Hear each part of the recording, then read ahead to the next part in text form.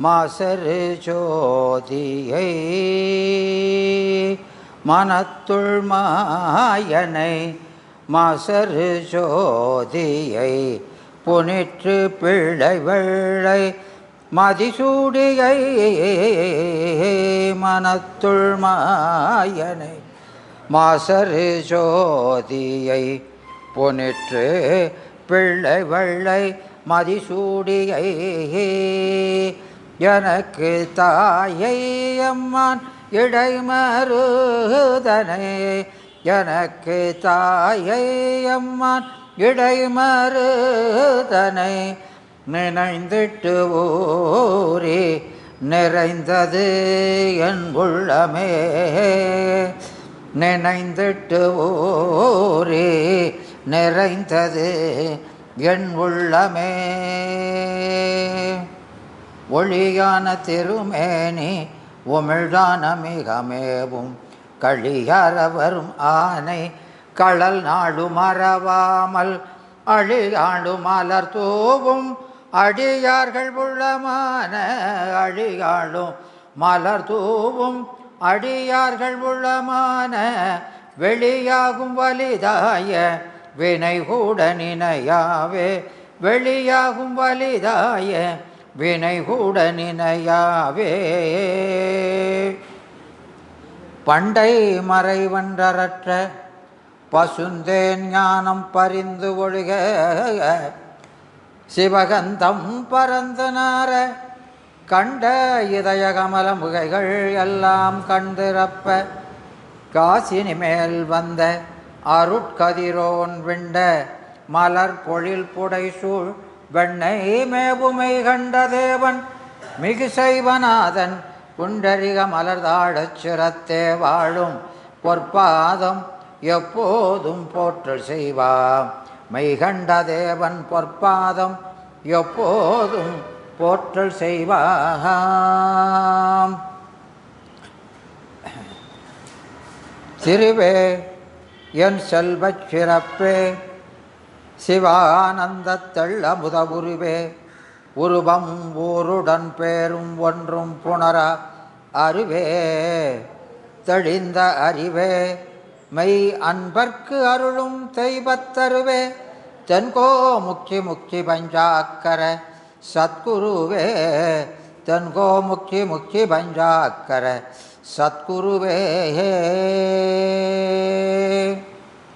கலைதேர் நமச்சிவாய குரு கருணை கடலில் திளைத்தாடி கலைதேர் நமச்சிவாய குரு கருணை கடலில் திளைத்தாடி கலகபாச தொடரறுத்து கலகபாச தொடரறுத்து காமத்தரியை அறவிட்டே கலகபாச தொடரறுத்து காமத்தரியை அறவிட்டே அலையும் சமயத்தரு கழைக்கு அலையும் சமயத்தரு கழைக்கு அடிவேரோடும் அகழ்ந்து எறிந்திட்டு அலையும் சமயத்தரு கழைக்கு அடிவேரோடும் அகழ்ந்து எறிந்திட்டு அருளின் படாத்தை முகமேற்கொண்டு அருளின் படாத்தை முகமேற்கொண்டு ஆதி வேதாகமங்கள் எனும் தொலையா மணிகள் இருமருங்கும் தொணிக்க தொலையா மணிகள் இருமருங்கும் தொணிக்க சைவமதம் பொழிந்து சைவமதம் பொழிந்து துங்கமோடு உலகமுற்று சுற்று வெற்றி வாரணமே மலையாது அருளும் முனிவர் சிகாமணியே வருக வருகவே வளமார் துரைசை சிவஞான வள்ளல் வளமார் துரைசை சிவஞான வள்ளல் வருக வருகவே சிவஞான வள்ளல் வருக வருகவே. திருச்சிற்றம்பலம். அடியார் பெருமக்களே, நாம் இந்த வாதவூர் அடிகள் புராணத்தில் கடந்த வகுப்பில் நாம் மந்திரி சருக்கத்தை நிறைவு செய்து திருப்பெருந்துறை சருக்கத்தில் 3வது 4வது பாடல்களை பார்த்து கொண்டிருந்தோம். அதில் அந்த 3வது பாடலில் பரவரும் அணிகள் விளங்கிய பண அரபு அணியரன் அங்கமும் மருவிய தரள வடம் திகழ் மதிநுதல் மலைமகள் அங்கமும் இரவியும் மதியும் இருந்து என எதிரெதிர் இலகுதல் கண்டனர் அரகர சிவசிவ என்று உள்ளம் அயர்வுற அழுதனர் அன்பினர் என்று அந்த திருப்பெருந்துறையில் இருந்தது கைலை காட்சி என்று. இதை நீங்கள் உமாபதி சிவத்தினுடைய கோயில் புராணம் படித்தீங்கன்னா அதில் அந்த நடராச சருக்கத்தில் அந்த கைலை காட்சியை சொல்லியிருப்பார். படிச்சிருக்கீங்களா? ஆமாம், ரொம்ப அருமையாக சொல்லியிருப்பார். அதை அப்படியே இங்கே நினைவு கொள்கிறார். அங்கே பரவரும் மணிகள் விளங்கிய பண அரபு அணியரன் அங்கமும். பரவுதல் என்பது நாம் நிறைய திருமுறைகளில் படிச்சிருக்கிறோம். பாடுதல் பரவுதல் இருக்கு இல்லையா? ஆமாம், பாடுதல் பரவுதல் ரெண்டுக்கும் என்ன வித்தியாசம்? பாட்டும் பாடி பரவி திரிவார் சொல்கிறாரா இல்லையா? 8 வினைகள் களைவார் கோயிலுங்கிறார் இல்லையா? அதை சுந்தரமூர்த்தி சுவாமிகள் சொல்லும் பொழுது பாடுவார் பசி தீர்ப்பார் பரவுவார் பிணி களைவார் ஓடு நல் கலனாக உண்பதிக்கு உழல்வானே காடு நல் இடமாக கடியுருள் நடமாடும் வேடனே குறுகாவூர் வெள்ளடை நீ என்று என்பார். அப்போ இங்கே பரவுதல் என்பது முன்னிலை வழிபாடு, பெருமான முன்னிலையில் கல்வி. அது என்ன அப்படி பார்க்கறதுனால என்ன வித்தியாசம் அப்படின்னு கேட்டால், நமக்கு அந்த சிவஞான போதம் 12வது நூற்பாவில்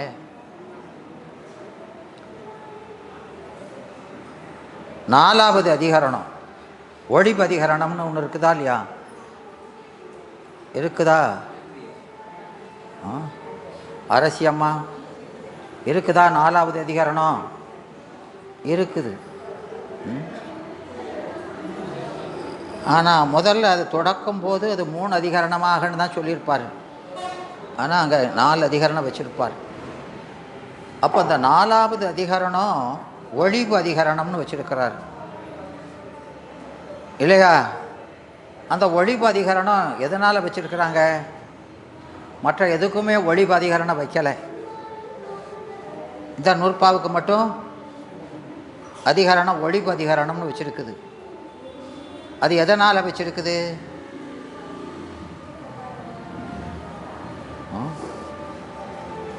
புறநடை என்பது வேறு, ஒளிபு என்பது வேறு. புறநடை சூத்திரம்னு இருக்கா இல்லையா?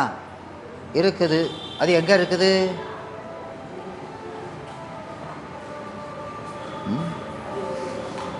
மயில். புறநடை சூத்திரம் எது? ஆ தெரியாது. புறநடை சூத்திரம் என்பது ஆமாம் 7வது நூற்பா. அது 6ஆம் நூற்பாவுக்கு புறநடை. அது 6 வகை சூத்திர வகை இருக்குதா இல்லையா? அதில் புறநடை சூத்திரங்கிறது ஒரு வகை இல்லையா? ஆமாம், அதில் விட்டு போனது. அந்த அதுபோல புறநடை அதிகரணம் எது? சிவஞான போதத்தில் புறநடை அதிகரணம் எது? அதுவும் தெரியாது, அதுவும் தெரியாது, எதுவும் தெரியாது.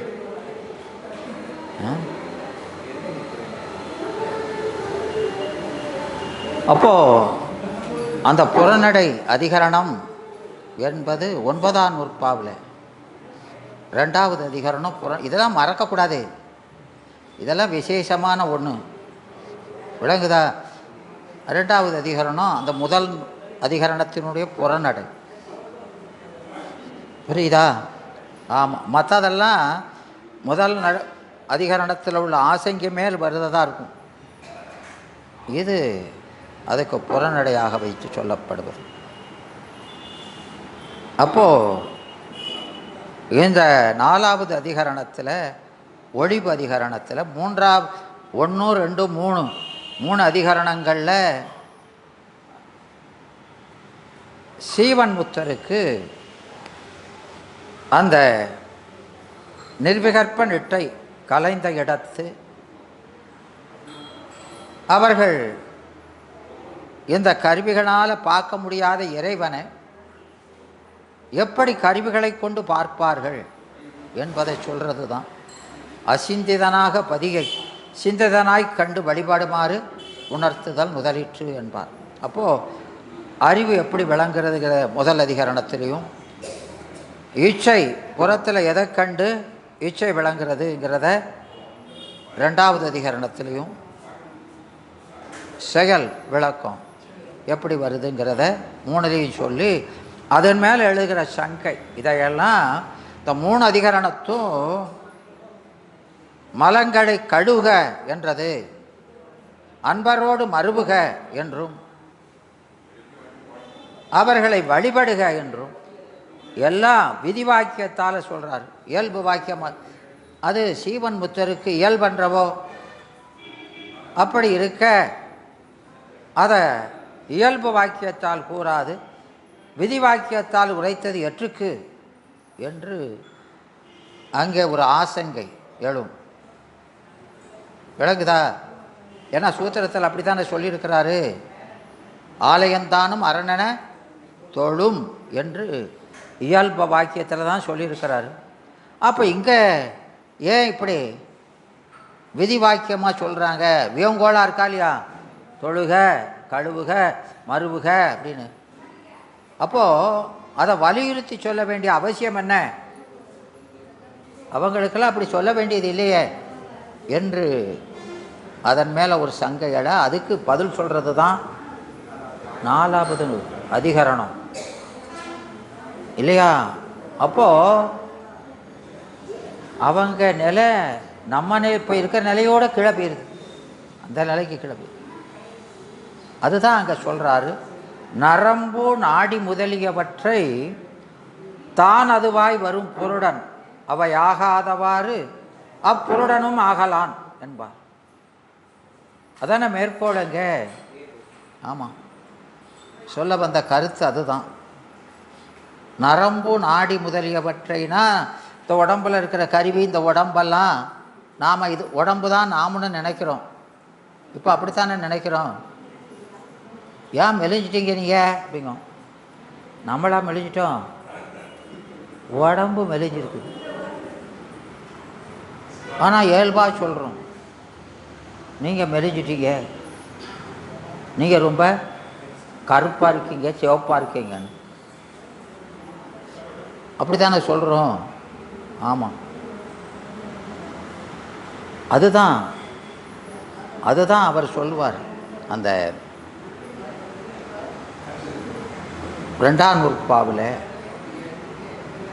மெய்கண்டார் சொல்கிறாரா இல்லையா, கட்டும் உறுப்பும் கரணமும் கொண்டு உள்ளம் இட்டதோர் பேரழைக்க என்னன்றாங்கு ஒட்டி அவன் உளமாகில்லான் அவன் உளம் ஆமாட்டாது அவன் உளமாம் அல்லனுமாம் ஆங்கு. அப்போ அதுக்கு எழுவாய் என்னது இந்த வெண்பாவுக்கு? எழுவாயா பயனிலையா? எழுவாய் இறைவன். எழுவாய் என்னது? இறைவன். இறைவன் கட்டும் வீடு எதை வச்சு கட்டுறான்?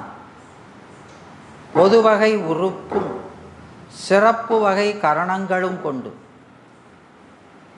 ரெண்டு வயசமா. பொது வகை உறுப்பு அதை கருவிங்கிறோம், அது நிகழ்கால மாத்திரை அறியக்கூடியது கருவி. கரணம்ங்கிறது முக்காலத்தையும் அறிவது. அப்படி ரெண்டு குவாலிட்டி உள்ளதை ஒன்றா சேர்க்குறான். கட்டும் உறுப்பும் கரணமும் கொண்டு இறைவன் கட்டும் ஒரு துச்சில். அந்த வீடு என்ன பேர்? துச்சில். துச்சில்னா என்னது? குச்சில்னா தெரியுமில்ல? குச்சில்னா என்னது? குச்சில்னா குறுகிய எல்னு அர்த்தம். விளங்குதா? ஆமாம், குறுகிய எல். அதுபோல் துச்சில்னா துச்சமான வீடு, கேவலமான வீடு. விளங்குதா? அதுதான் மணிவாசகர் சொல்கிறார், பொத்தை ஊன்சுவர் புளி பொதிந்து அசும்பு ஒழுகிய பொய்க்கூரை. இது என்ன கூரை? பொய்க்கூரை, அசிங்கமானது. எத்தை மையென்று கருதி. இதுதான் நாமன்னு நினச்சிக்கிட்டு இருக்கமா இல்லையா? இந்த கேவலமான உடம்பை கொடுத்து அதில் பற்ற விட முடியல இல்லையா? உலவாக்காலம் தவம் செய்து உறுப்பும் வெறித்து உனை காண்பான் தவமா முனிவர் அணிபாட இல்லையா? அப்படி இருக்கிறாங்க. அவங்க தவ சரீரத்தையே வெறுத்து பெருமானை நோக்கி இருக்கிறாங்க. நாம் மலமா குரம்பை மாமலக்குரம்பை இதை மாற்க மாட்டேன் மணியே, இது மேலே பற்ற விட முடியலையே சாமின்னு சொல்கிறார். விளங்குதா? இவ்வளவு கேவலமான உடம்பு கூட நம்ம பற்ற விட முடியலை. அப்போ நமக்கு நல்ல சரீரத்தை கொடுத்துருந்தோம்னா விட்டுட்டு போகவே மாட்டோம். விளங்குதாம்மா? ஆமாம். அதனால் அங்கே நாடி நரம்பு முதலியவற்றை தானதுவாய் வரும் பொருடன். அப்போ நமக்கு குரு வந்து உபதேசம் பண்ண உடனே இந்த உடம்பு வேற, நாம் வேற, இது வெறும் சட்டை, இது நாம் அல்ல, இது சடம். விளங்குதா? நான் உடையது. என்ன உடையது? நான் உடையது. எது பிரிந்தால் தருவாய் உன் திருவடிக்குள் ஒரு தலை மறைவே என்பார். அப்போ இந்த உடம்பு கருவிகளை விட்டாலன்றி நமக்கு வீடு கிடையாது. விட்டாதான் வீடு. புரியுதா? அதனால் குரு வந்து சொன்ன உடனே தான் துன்ப காரணம்னு சொன்ன உடனே அதை விடுறோம். அப்படி விட்டவன் நாடி நரம்பு முதலியவற்றை தானதுவாய் வரும் பொருடன். அந்த பொருடன்கிறது இங்கே ஆன்மா, அதுவே தான் என்றிருக்கிற இந்த ஆன்மா. அவை ஆகாதவாறு அவன் உபதேசம் பண்ணதுக்கப்புறம் நாம சித்துப்பொருள், அது சடப்பொருள் என்று இந்த உடம்பை வேறாக கருதுகிறான். அப்படி கருதி ஞானம் பெற்றவன், ஞானம் பெற்ற பின்னால் அந்த இறைவனையும் அப்புருடனும் ஆகலாம். அவை ஆகாதவாறு அப்புருடனும். அப்புருடன்கிறது இங்கே புருடன்கிறது பொது சொல். அது சிவத்தையும் குறிக்கும், ஆன்மாவையும் குறிக்கும் இல்லையா? ஆமாம். அது அந்த சிவஞான போதம் சிறப்பு பாயிரத்திலே சொல்லியிருக்காங்களா இல்லையா? சொல்லியிருக்காங்க இல்லையா? ஆமாம். அருந்துயர்குரம்பையின் ஆன்மான் ஆடி. ஆன்மான்னு பொதுவாக சொல்கிறாரா இல்லையா? அது சிவான்மா பரமான்மா என்ற இரண்டையும் குறிக்கும். அதுபோல் இந்த புருடன்கிற சொல்லு இவனையும் குறிக்கும், அது பரம புருஷனையும் குறிக்கும். அப்போ அந்த இறைவனையும் தமக்கு வேறா காண்றது. விளங்குதா? இந்த உடல்ல இருந்து ஆன்மாவை வேற கண்டது போல உயிருக்கு உயிராக இருக்கிற சிவத்தையும் வேறா காண்றோம் அந்த நிலையில். அப்போது அப்படி வேறாக கண்டால் நாம் அவனை காண முடியாது. ஒற்றித்து நின்று காணி நல்லான்னு சொல்கிறோமா இல்லையா? பெருமானை அப்படி வேறா நின்று நாம் அறிய முடியாது. அது 6ஆம் நூற்பாவில் 2வது அதிகரணத்தில் சொல்லியிருக்கிறார். அதனால் நாம் இந்த விடயங்களை தான் வேற நின்று அறியலாம். சிவத்தை அவனுடைய ஞானம் கொண்டு தானே அறியணும். அப்போ அவனோட கலந்தால் தானே அந்த ஞானம் வரும். இப்போ வேற நின்று அறியவே முடியாது. அப்படிப்பட்ட இறைவனை நாம் அந்த விபூதி ருத்ராட்சம் அடியார் இவங்ககிட்ட சிறந்து விளங்குகிறான். அவங்கள பார்த்த உடனே அந்த ஞாபகம் வரணும், பெருமானுடைய ஞாபகம். அப்படி பார்த்தாலும் வரமாட்டேங்குது. விளங்குதா? அவ்வளவு நிலைக்கு கீழே இறங்கிடுறாங்க. அதனால் அங்கே அவங்கள வலியுறுத்தி சொல்கிறார். ஏன்னா நாம் இப்போ இறைவனை பார்க்குறோம், இப்போது சிவலிங்கத்தை பார்க்குறோம். கோயிலில் போவீங்களா இல்லையா? பார்ப்பீங்களா இல்லையா? எப்படி பார்ப்பீங்க? கண்ணுட்டு தான் பார்ப்போம். அந்த சிவலிங்கம், லிங்கம்னா அடையாளம்.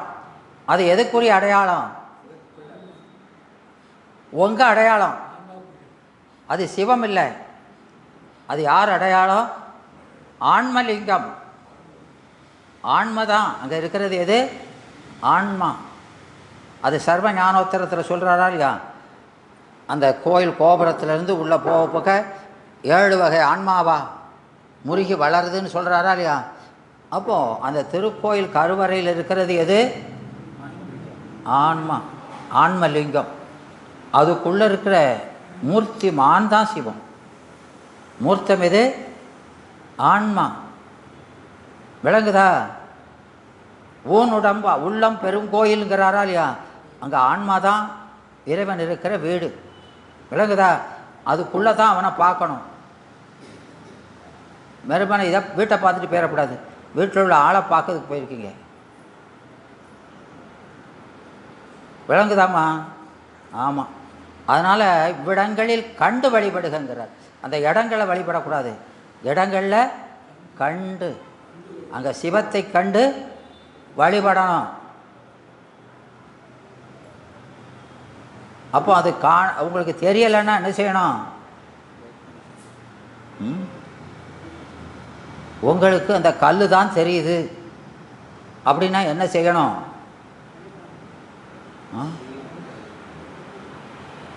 என்ன செய்யணும்? அப்போ சரியையாளர் அப்படின்னா அவங்க இருக்கான் அப்படின்னா அவன் நமக்கு கண் தெரியாட்டாலும் அவன் நம்ம பார்ப்பான். நமக்கு அவன் தெரியாட்டாலும் அவனுக்கு நாம் தெரிவோம் அப்படின்னு நம்பிக்கையோட அன்போட வழிபடணும். விளங்குதா? கீழையாளர் என்ன செய்யணும்னா அவங்களுடைய உபதேச மந்திரத்தை சொல்லி அவனுக்கு காட்சி தெரிகிற வரைக்கும் சொல்லணும். முன்னால் நின்று முருக வாங்கி கடையணும். அதை பார்க்குற வரைக்கும் அங்கே நிற்கணும். அவன் போப்பான்னு சொன்னாலும் போகக்கூடாது. விளங்குதாம்மா? இவன் பன்னாள் அழைப்பொழியான் என்று எதிர்படிமைங்கிறாரா இல்லையா? இவன் தொந்தரவு தாங்க முடியலன்னு அவர் வெளியே வந்துடுவாருங்கிறார். முயற்சி பண்ணணும். அப்படி விடிஞ்சிரும் கீழே. அதான் அந்த விடிவு காலம்தான் வரணும். அதனால் யோகிகளுக்கு பசுவின் மடுவிலே பால் கறந்து சிறு முயற்சியில் பால் வருதா இல்லையா? அதுபோல் அவர்களுக்கு எளிதில் வெளிப்படுவான். அவர் யோக நிலையில் கண்ணை மூடி நினைச்சா அவன் காட்சி கொடுப்பான். ஞானியருக்கு அவங்க கோயிலில் நுழையும் போதே எப்போ வந்தேன்னு வந்துடுவார். அவரே வெளிப்பட்டு வந்துடுவார். முளைப்பால் விம்மி ஒழுகுவது போல. அந்த விசார சருமர் இருக்காரா இல்லையா? தெரியுமா? விசார சருமர்னா என்ன? வேற கேட்கல, சொல்லுக்கு அர்த்தம் என்னன்னு கேட்க. சருமா அப்படின்னா அந்தணர். விசாரம்னா ஆன்ம நாம் யார், நம் தலைவன் யாருன்னு விசாரம் உள்ள அந்தணர்னு அர்த்தம். விளங்குதா? ஆமாம். அவரை சேக்கிழார் பெருமான் என்ன சொல்கிறாரு, மற்ற குழந்தைகளெல்லாம் தெருவிளையாட்டு ஆடும்போது இவர் சின்ன புள்ளியிலே திருவிளையாட்டு ஆடுகிறாருங்கிறார். விளங்குதா? சாமியை வச்சு பூஜை பண்ணி விளையாடுதார். அவருக்கு கருவிலே திருவுடையவராக இருக்கிறாருன்னு சொல்கிறாரு. விளங்குதா? அதனால் அங்கே அந்த இடத்துல அவருக்கு வந்தது போல் அந்த அவரை நினச்ச உடனே இந்த பசுக்களெல்லாம் என்ன செய்யுது, பாலை கறக்காமலே சொரியுதா இல்லையா? அதுபோல் பெருமான், ஏன்னா அவங்க எப்பொழுதும் அவனே நினச்சிக்கிட்டு இருக்காங்க இல்லையா? ஆமாம். அது ஒரு கால் பூசை இருகால் பூசை இல்லை, சதாகால பூசையாய் செய்துக்கிட்டு இருக்கிறதுனால அவன் என்ன செய்கிறான், வந்த உடனேயே. ஆமாம் இல்லையா? அப்படி தானே சொல்லியிருக்கிறாங்க. ஆமாம், அப்படி கண்டு வழிபடணுங்கிறார். அதனால் இங்கே அந்த பரவுதல் என்பது முன்னிலையில் பெருமான் இருக்கிற மாதிரி. விளங்குதா? முன்னிலைன்னா அத்துவித உணர்வோடு பார்க்கறது, அவனை வேறா பார்க்கக்கூடாது. இறைவன் நம்ம கூட ஒன்றாக இருக்கிறானா வேறாக இருக்கிறானா, எப்படி இருக்கிறான், உடனாக இருக்கிறானா, என்னம்மா? ஆமாம், அது ஒன்றாவும் இல்லை ரெண்டாகவும் இல்லை, உடனாக இருக்கிறாங்கிறார். விளக்குதா? ஆமாம். அதனால் அப்படி உடனாக இருப்பதை அறிந்து வழிபடுவது தான் உண்மையான வழிபாடு. பெருமான்கிட்ட பேசணும், தினம் தினம் பேசணும், பழகணும். இற்றை வரை இயைந்தும் ஏதும் பழக்கமிலா வெற்றுயிருக்கு வீடு மிகை சொல்கிறாரா இல்லையா? திருவருள் பயன் 20 தானே, 20 தானே? ஆமாம், 20 தான். ஆமாம், அவங்ககிட்ட பழகுறியோ இவங்கிட்ட பழகிறியோ, ஆனால் பெருமான்கிட்ட பழக்கமே கிடையாது. விளங்குதா? அதனால் அந்த பரவரும் மணிகள், அது என்ன தன்மைதுன்னு சொல்ல முடியாது. அந்த மணிகள், அந்த மணிகளை பற்றியெல்லாம் திருவிளையாடற் புராணத்தில் படிச்சிருக்கீங்களா இல்லையா?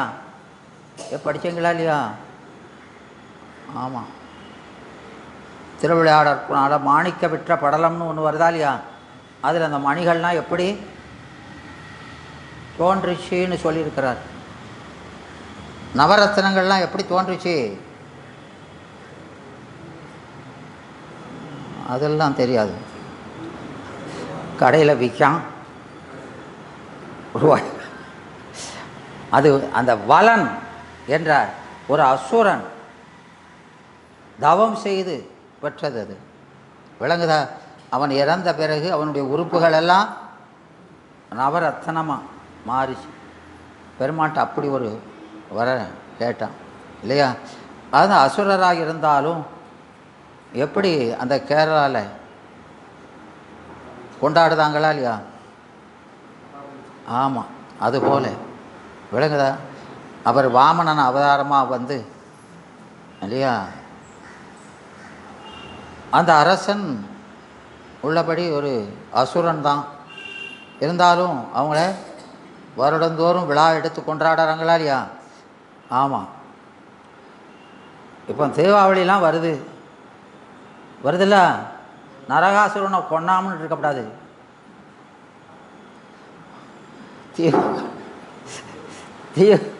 தீபாவளின்னா முதல்ல என்னன்னு தெரியணும். தீபாவளின்னா என்ன? தீப ஆவழி, தீபங்களை வரிசையாக ஏற்றுதல். தீபம் அப்படின்னா ஞானம். சோதியே சுடரே சூழொளி விளக்கே. அப்படி சோதி எது, சுடர் எது, சூழ் ஒளி எது, எதுவும் தெரியாது. இது ரொம்ப ரொம்ப முக்கியமான பாட்டு. இது தெரியலைன்னா 4ஆம் நூற்பாவில் ஆன்ம இலக்கணம் சொல்கிறாரா இல்லையா? அது புரியாது. சோதி வேற. சோதி என்பது சிவம், சுடர் என்பது பதி, விளக்கு என்பது சக்தி என்று அப்படி சோதியே சுடரே சூழ் ஒளி விளக்கேங்கிறார்.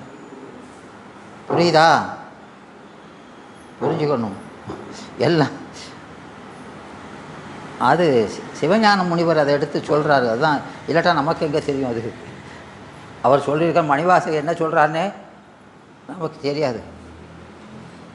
விளங்குதா? அந்த 4ஆம் நூற்பாவை விளக்கும் போது அதை காட்டுறார், இந்த பாட்டை எடுத்து காட்டுறார்.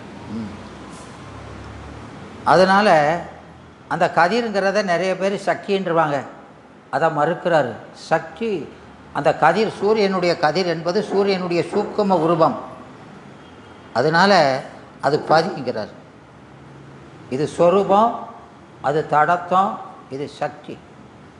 அப்படி மூணையும் வேறுபடுத்தி சொல்கிறார்.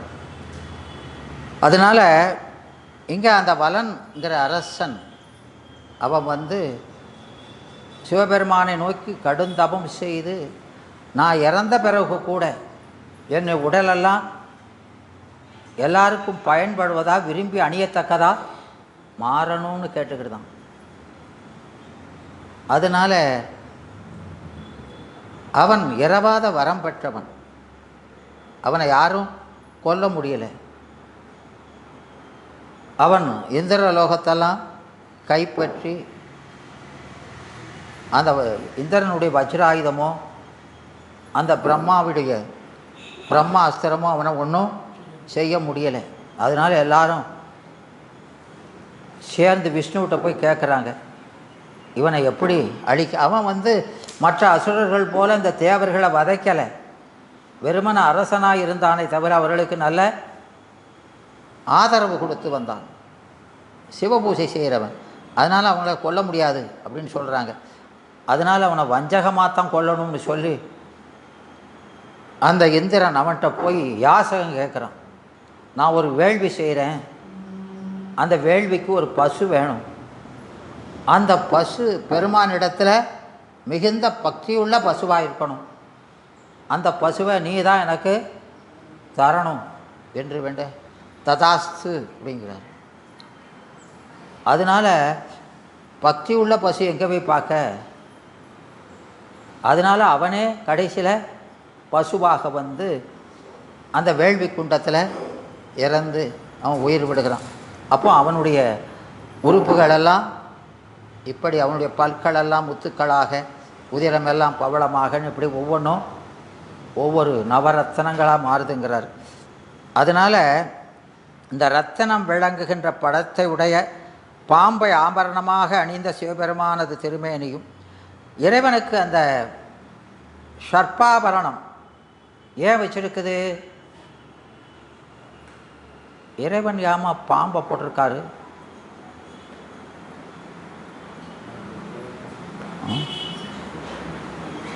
ஏன் சார் போட்டிருக்காரு? மற்ற அவருக்கு கீழே இருக்க பிரம்ம விஷ்ணுக்களெல்லாம் தங்கத்தில் கிரீடம் வச்சுருக்கிறான், நல்ல ஆபரணங்கள்லாம் மார்பு நிறைய போட்டிருக்கிறான். இவர் பாம்பள்ளி போட்டுக்கிட்டு அலைதாரையா?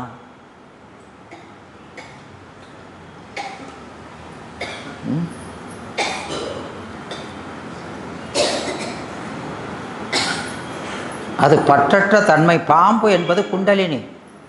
பாம்பு என்பது என்னது? குண்டலினி. விளங்குதா? அந்த குண்டலினிங்கிறது திரோதான சக்தி. அதுதான் இந்த ஆன்மாக்களுக்கு அவன் செய்கிற முதல் உபகாரம். அதனால் அதை அணிஞ்சிருக்கிறார். விளங்குதா? அதெல்லாம் 11ஆம் திருமுறையில் பட்டணத்தார் பாடுறாரா இல்லையா? பாடுறார். 11ஆம் திருமுறை தான் பார்க்க மாட்டீங்களே, அது ரொம்ப பின்னால் இருக்குது. அதில் சொல்கிறாரு, எனவே அந்த பண அரவு மணி அரண் அங்கமும் அந்த சிவபெருமானுடைய அந்த ஆபரணங்களை அணிந்த திருமேனி அவனுக்கு அழகு. மற்றவங்களுக்கெல்லாம் இந்த ஆபரணங்களை பூட்டுவதனால் அழகு இல்லையா?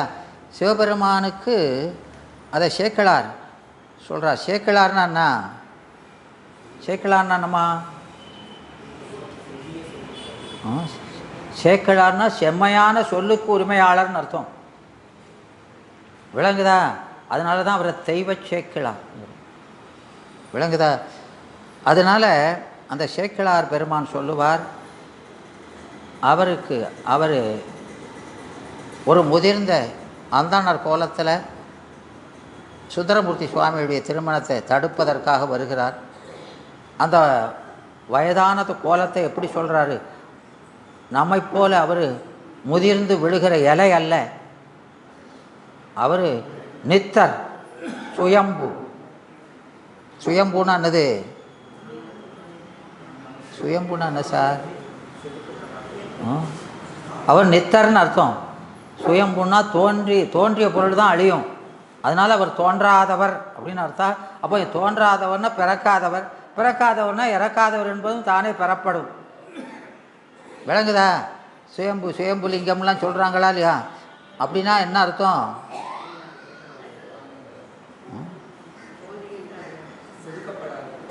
சுயம்புலிங்கத்தை என்ன சொல்கிறாங்க? செம்புலிங்கம்காக. சுயம்புலிங்கத்தை என்ன சொல்கிறாங்க?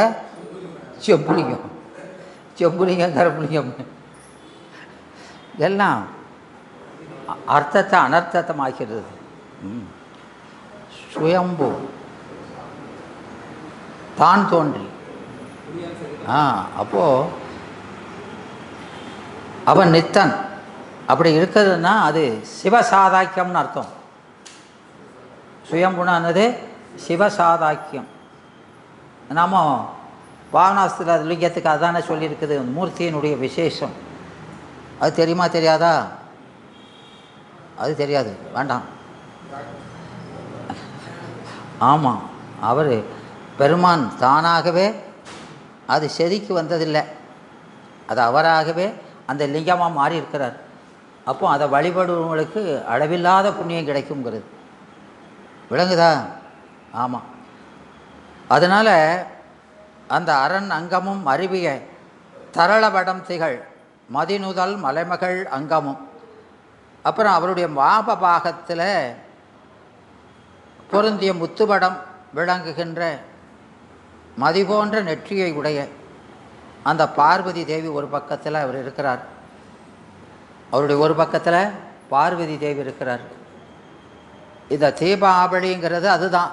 தீபாவளியினுடைய சிறப்பு என்னன்னா ஞானம் விளங்குதல்.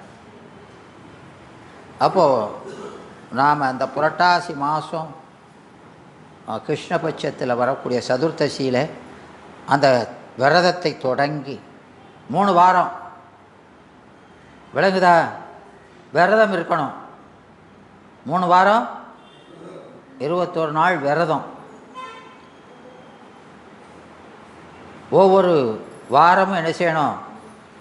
முதல்ல 3 நேரம் சாப்பிட்றத 2ஆக குறைக்கணும் வாரத்தில். அடுத்த வாரத்தில் 1, அதுக்கு அடுத்த வாரத்தில் கம்ப்ளீட்டாக நிப்பாட்டணும் படிப்படியாக.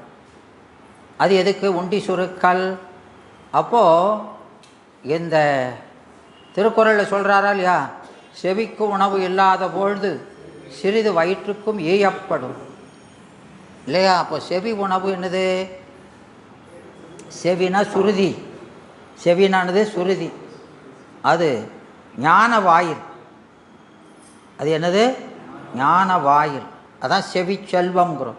மூக்கு செல்வம் வாகி செல்வம்லாம் சொல்கிறதில்லை. ஏன்னா சிவபெருமான் சொல்லக்கூடிய உபதேசத்தை கேட்குறது இந்த செவி. அதனால் குமரகுருபரர் சொல்கிறார்ல, இந்த செவிகளை என்ன செய்யணுமா? கண்ணுக்கெல்லாம் மூடி திறக்க மாதிரி இருக்குது, வாயை மூடலாம் திறக்கலாம். இந்த காதை மூடி திறக்கிற மாதிரி இல்லையே அப்படிங்கிற, அதுக்கு பயிற்சி கொடுக்கணுமாரு. அறச்செவி திறந்து மரச்செவி அடைக்க அப்படிங்கிறார் இல்லையா? அப்போது நல்லதை பற்றி சொல்லும்போது காது தானாக திறக்கணுமா இல்லையா? தீயதை சொல்லும்போது தானாக அடைக்கணும். அப்படி பயிற்சி கொடுக்கணும் அதுக்கு. அது பாட்டுக்கு எப்போ பிளாச்சின்னு திறந்துருக்கப்படாது. விளங்குதா? ஆமாம், அதில் ஒரே ஆளையாக அடைச்சி இருக்கக்கூடாது. அதை அப்பர் சாமி சொல்கிறார, துளையிலா செவி தொண்டர்கள் இல்லையா? காதுனாலே என்னது? காதுன்னு என்னதுமா? இதாக இருக்குன்னு சொல்லக்கூடாது. காதுன்னா ஓட்டன்னு அர்த்தம். காதுன்னா என்னது? காதறிந்த ஊசிங்கம்மா இல்லையா? ஓட்டை இல்லாதது, அதான் துளையிலா செவிங்கிறாரு. ஒன்றும் போகாது. விடிய விடிய உட்காந்து செவுத்திட்ட சொன்ன மாதிரி தான், உள்ள ஒன்றும் நுழையாதுன்னு. விளங்குதா? அதனால் இந்த செவிங்கிறது அது செவிவாயாக நெஞ்சு கலனாகன்னு தொல்காப்பியம் நன்னூல் சொல்லுதா இல்லையா? ஆமாம், சொல்லுது. அப்படித்தான் சொல்லுது. மாணவருக்கு இலக்கணமாக செவிதான் நமக்கு வாய், மாணவருக்கு. விளங்குதா? ஆமாம். அதனால் இந்த தீபாவளி நாளில் அந்த விரதத்தை தொடங்கி அப்போ இந்த செவி உணவு நிறைய இருக்கணும். விரதம்னால என்னது? நீள நினைத்தல். விரதம்னா என்னது? நீள நினைத்தல். பெருமான நீள நினைக்கணும், அதுக்கு தடையாக உள்ளதை நீக்கணும். விளங்குதா? ஆமாம். சாப்பிட்டா தூக்கம் வந்துடும், அப்போ சாப்பாடை குறை. இல்லை மணியை பார்த்துக்கிட்டே இருப்போம், எப்போ மணி ஆகுது சாப்பிடலாம்னா சாப்பிட்டு தொலை. அங்கே சாப்பிட்றது சாப்பாடுறது முக்கியம் இல்லை, பெருமான நினைக்கிறது தான் முக்கியம். விளங்குதாம்மா? அப்போது இந்த உண்டி சுருக்கிறதெல்லாம் உடல் ஊனினை உருக்கி. யார் சொன்னா? மணிவாசகர் சொல்கிறாரா இல்லையா? பால் நினைந்து ஊட்டும் தாயினும் சால பறிந்து ஊனினை உருக்கினானது உடம்பை கொண்டு எரிச்சிட வேண்டியதாம் கீழோ. உடல் உணர்வை படிப்படியாக நீக்கி. விளங்குதா? பாச ஞானத்தை விடுறது தான் ஊனினை உருக்குதல். அப்போ இந்த உடல் பற்று சிவப்பற்று கூட கூட உடல் பற்று குறைஞ்சிரும். நம்ம கோயிலில் போய் நிற்கிறோம், நின்று அவன்கிட்ட லைக்க நம்ம மறக்கிறோமா இல்லையா? இதுதான் ஊனினை உருக்கிறது. விளங்குதா? அப்போ உருக்க உருக்க உள்ளொளி பெருகும், ஞானம் பெருகும். ஞானம் பெருகுனா உலப்பிலா ஆனந்தமாய தேனினை சொரிந்து. அப்போ ஞான விளக்கத்தால் என்ன வரும்? ஆனந்த விளக்கம் வருமா வராதா? கரூர் தெரியுமில்ல? அதான் பேப்பரில் போ ஏன் போடதானு. கரூரில் சிவகாமி ஆண்டார் தெரியுமில்ல? தெரியுமா தெரியாதா? இருந்தார். அந்த சிவகாமி ஆண்டார் பெருமானை நோக்கி எப்படி முறையிட்டாரா இல்லையா? அந்த பூக்கொடலை அந்த யானை சிதைத்ததனால் என்ன செய்தார்? பெருமானை நோக்கி முறையிட்டார், வேற யாரையும் நோக்கி முறையிடலை இல்லையா? எப்படி முறையிட்டார்? ஐயோ அப்பாண்ணா என்ன சார்?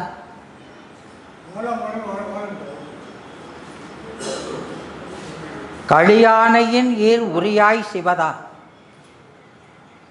எளியார் வலியாம் இறைவா சிவதா, அழியார் அடியார் அறிவே சிவதா, தெளிவார் அமுதே சிவதா சிவதா.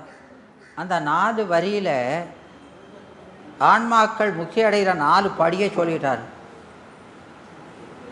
விளங்குதா? முதல் படியில் கழியானையின் ஈர் உரியாய் சிவதா. அந்த யானையினுடைய தோல், யானை எது? ஆணவம். கருப்பு என்னது? அஞ்ஞானம் இல்லையா? அந்த அஞ்ஞானமயமான யானையின் தோலை உரித்தல்னா என்ன? அதனுடைய காரியத்தை அடக்குதல். ஆணவம் இருக்கும், ஆனால் செயல் இல்லை, காரியப்படாது. விளங்குதா? காரண நிலையில் இருக்கும்னு அர்த்தம். விளங்குதா? அதான் முதல்ல சொல்கிறாரு, களியானையின் ஈர் உரியாய் சிவதா. அதை உரிக்கிறதுக்கு ஆணவ மலத்தை நம்மால் அடக்க முடியுமா? முடியாது. ஏன் முடியாது? ஏன் முடியாது?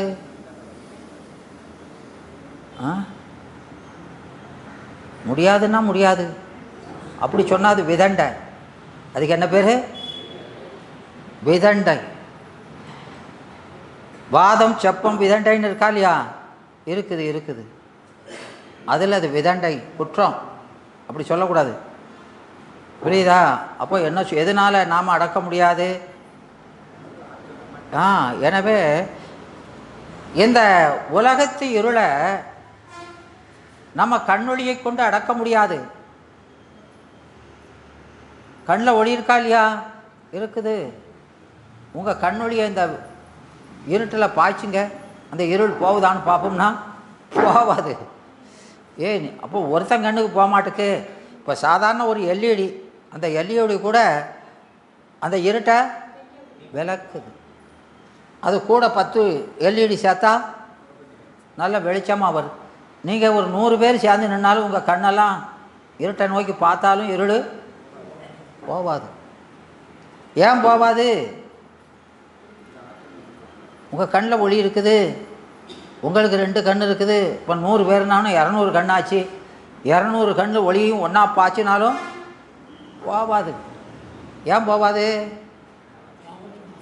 என்ன சார்?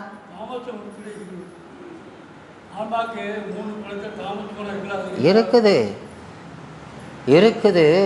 ஏன் போகாதுன்னா, ஒரு ஒளி இன்னொரு ஒளியோட கலக்காது. ஆன்மா ஒரு ஆன்மா இன்னொரு ஆன்மாவோட சுபஜாதி வைரி. விளங்குதா? சுபஜாதி வைரினா நாய்க்கு பேர் அது. ஒரு நாய் இன்னொரு நாய் வந்தால் என்ன செய்யும்? குறங்குங்க. அதுபோல் ஒரு ஆன்மா இன்னொரு ஆன்மாவோட சேர மாட்டாங்க. விளங்குதாமா? ஒரு ஆன்மா அறிவு இன்னொரு ஆன்மா அறிவோட கலக்கவே கலக்காது.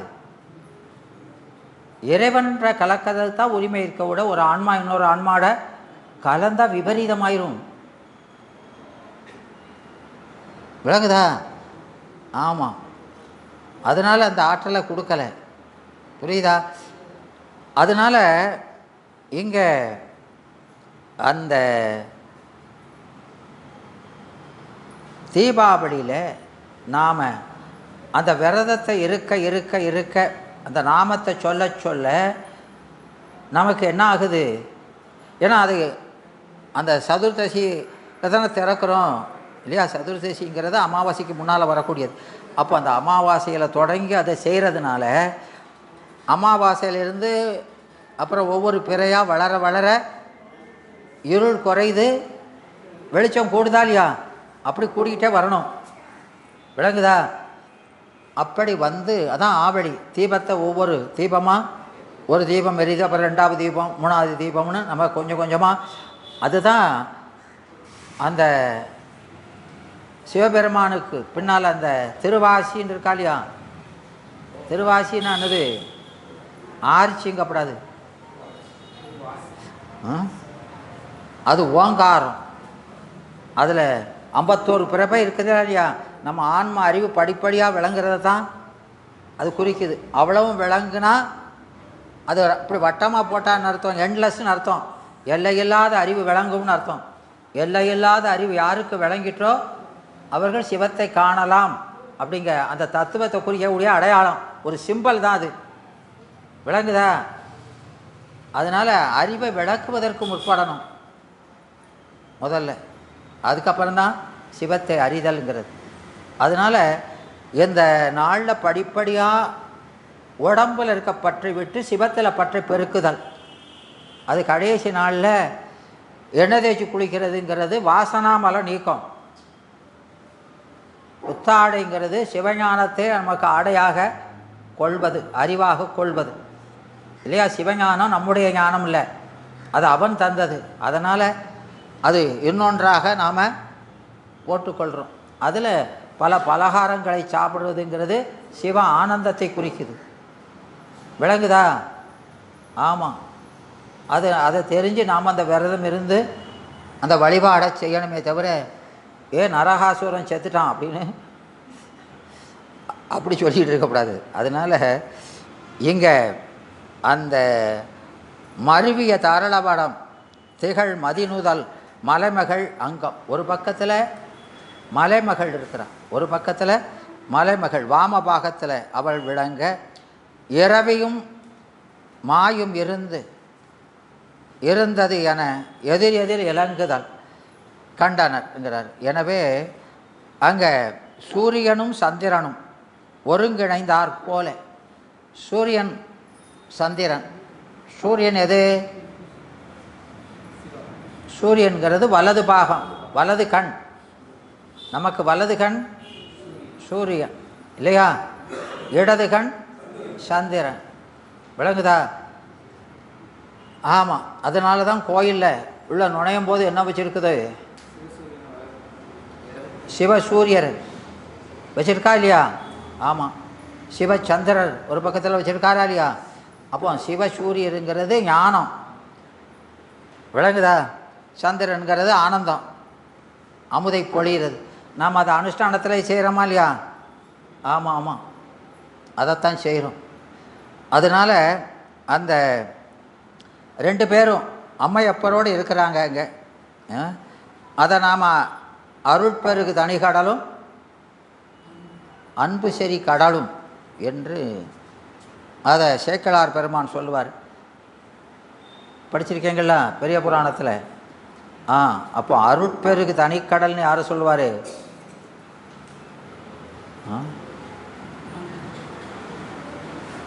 பிள்ளையார, ஞான சம்பந்த பிள்ளையார்னு சொல்லுவார். அருட்பெருகு தனிக்கடல், அருட்கடல்.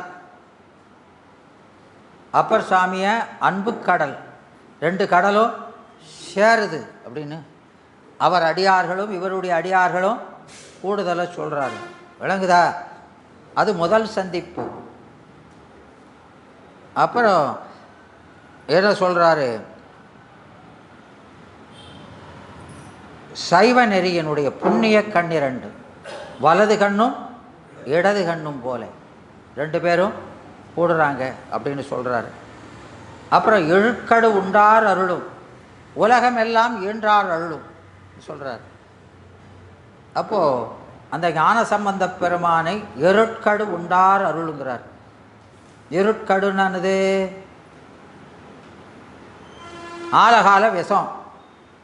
இருட்கடுனானது ஆலகால விஷத்தை உண்டவருடைய அருள்னா சிவபெருமானுடைய அருள் என்று ஞான சம்பந்தரையும், உலகமெல்லாம் ஈன்றாள் யார்?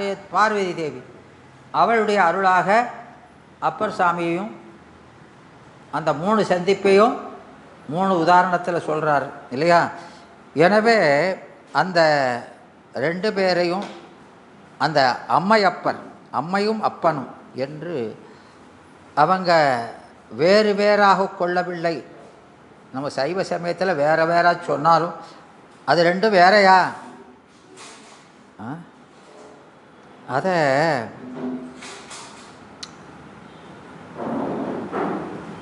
இவர் நம்ம குமரகுருபரருடைய பிரபந்தங்கள் படிச்சிருக்கீங்களா? குமரகுருபரர் பிரபந்தங்கள் எல்லாம் அந்த பந்தம்லாம் நமக்கு வேண்டாம் சார், இருக்கிற பந்தமே போதும். அதில் சிதம்பர செய்யுட்கோவை அப்படின்னு ஒன்று இருக்குது. அவர் சிதம்பரத்தில் போய் இருந்தாரா இல்லையா? காசிக்கு போகிறதுக்கு பதில் சிதம்பரத்துக்கு போக சொன்னாங்க. அதனால் அங்கே போய் இருக்கும்போது அவர் இயற்றின நூல் இது சிதம்பர செய்யுட்கோவை. அந்த சிதம்பர செய்யுட்கோவையில் பெருமானை பார்த்து கேட்குறார், சாமி நீங்கள் ஒரு பக்கம் பெண்ணுருவம், ஒரு பக்கம் ஆணுருவாக இருக்கீங்க. இப்படி இருந்தால் உங்களை நான் ஒருத்தன்னு சொல்லவா ஒருத்தின்னு சொல்லவா? எப்படி சொல்ல? எப்படிம்மா சொல்ல? அவரை ஒன்றுன்னு சொல்லவா ரெண்டுன்னு சொல்லவா?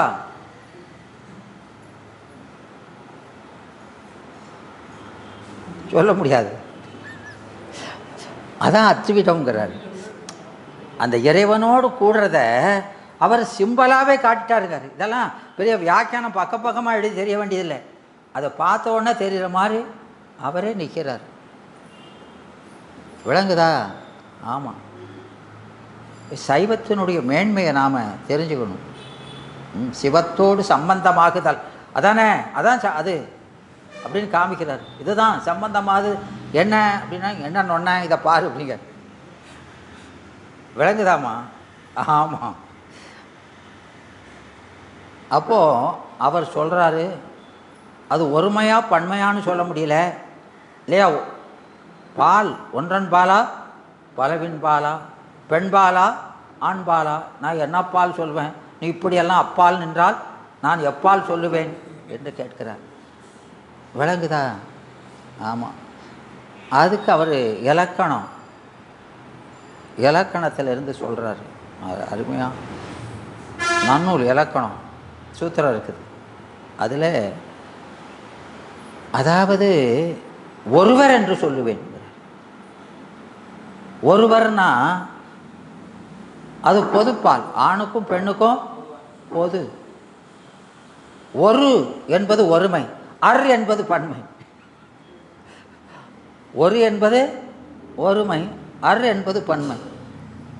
அவன் ஏகனுமாகி அநேகனுமாதவன், நாதனும் ஆனான் என்று உந்தி பெற, நம்மையே ஆண்டான் என்று உந்தி பெறன்னு உந்தியார் ஒரு பாட்டு இருக்குல்ல சார், அது அத்விதம்தான்.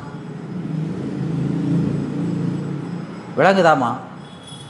அதை இலக்கண அறிவை எதில் பயன்படுத்துகிறாரு? தத்துவத்தை விளக்கிறதுக்கு பயன்படுத்துகிறார். விளங்குதாமா? அதனால் இங்கே அந்த இறைவனை நாம் எப்படி சொல்வது? அவன் ஒருவன் என்று சொல்வதா, ஒருத்தி என்று சொல்வதா என்று அதில் அவர் சொல்கிறார். அதை வள்ளலார் பெருமான் சொல்லுவார். ஒருமையிலே இருமையென உருக்காட்டி, ஒருமையிலே இருமை என உருக்காட்டி பொதிவில் ஒளிநடம் செய்து அருளுகின்ற உபயபதம். உபயபதம்னா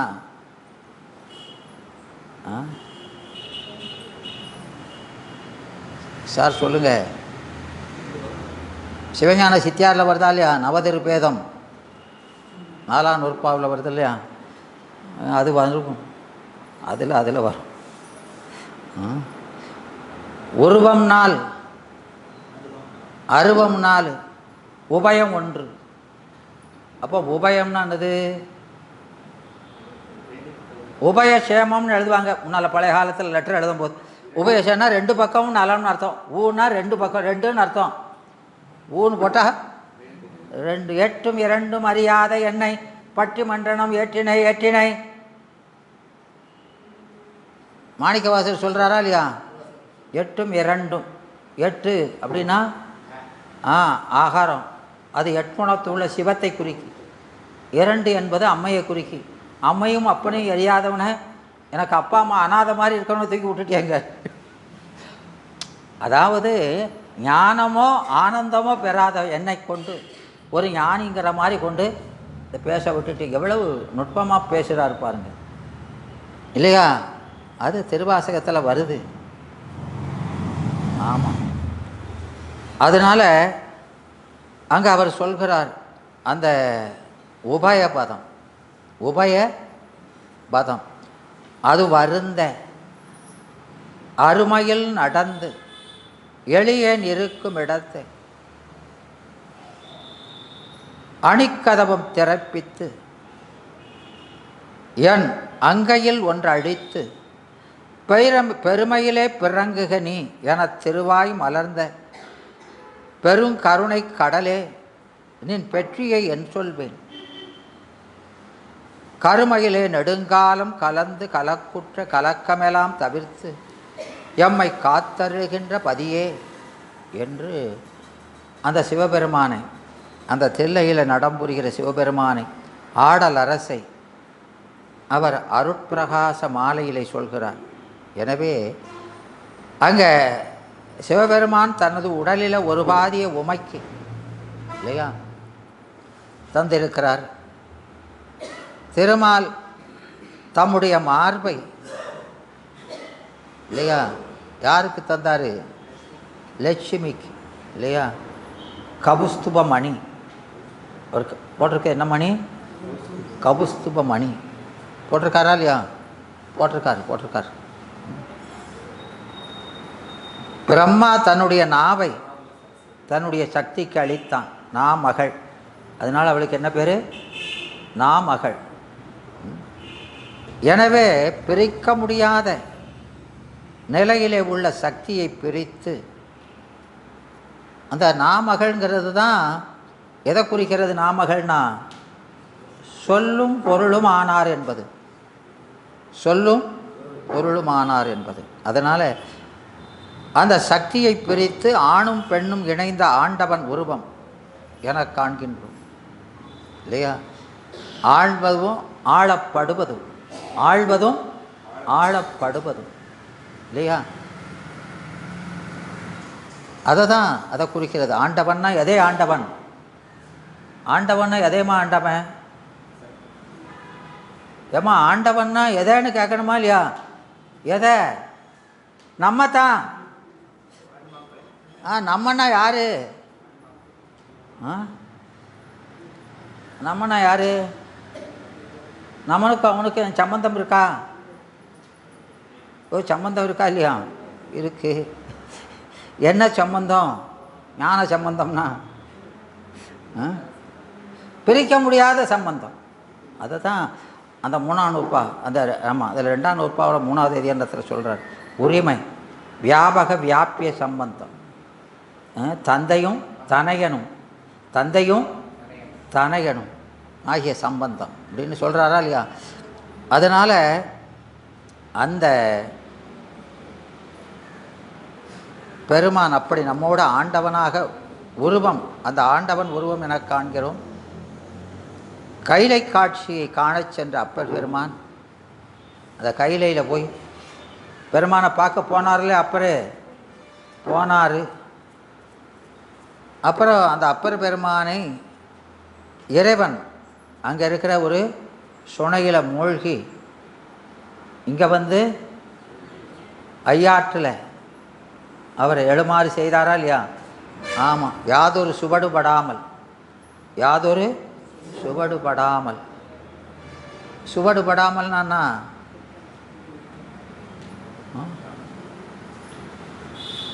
ஏமா சுவடுபடாமல் வந்துட்டாருங்கன்னா என்ன? கால் அதுதான். அங்கே முங்கி இங்கே முந்தியெல்லாம் சொல்லக்கூடாதுன்னு தான் சொல்கிறாரு. ஏன்னா அது நீங்கள் உண்மை விளக்கம் படித்தீங்கன்னா, சென்று இவன்தான் ஒன்றில் சிவபூரணம் சிதையும், அன்று அவன்தான் ஒன்றுமெனில் அந்நியமாம் என்று ரெண்டும் அற்ற நிலை எது எண்ணில் ஆதித்தன் அந்த வழி குற்றமர நின்றது போல் கொள்வர் சொல்கிறாரா இல்லையா? ஏய் நான் அங்கே போனேன் நீ இங்கே போனோன்னு கடவுளுக்கும் நமக்கு சொல்லப்படாது. அவன் எங்கும் இருக்கிறவன். போனால் வந்தாமங்கெல்லாம் அந்த பேச்செல்லாம் ஆகாது. விளங்குதா?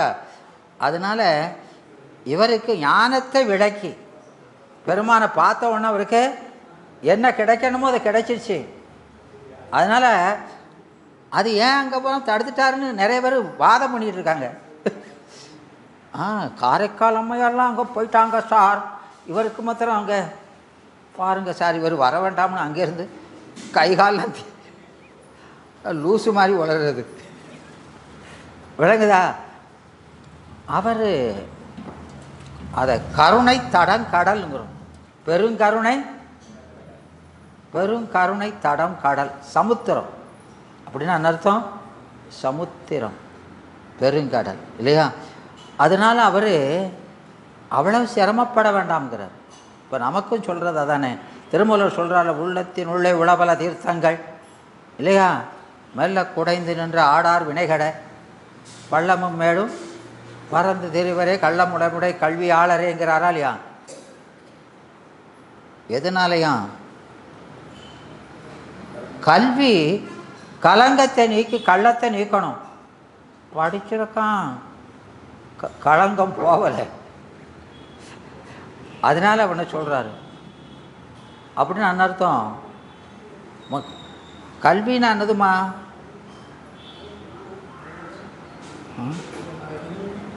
கல்வி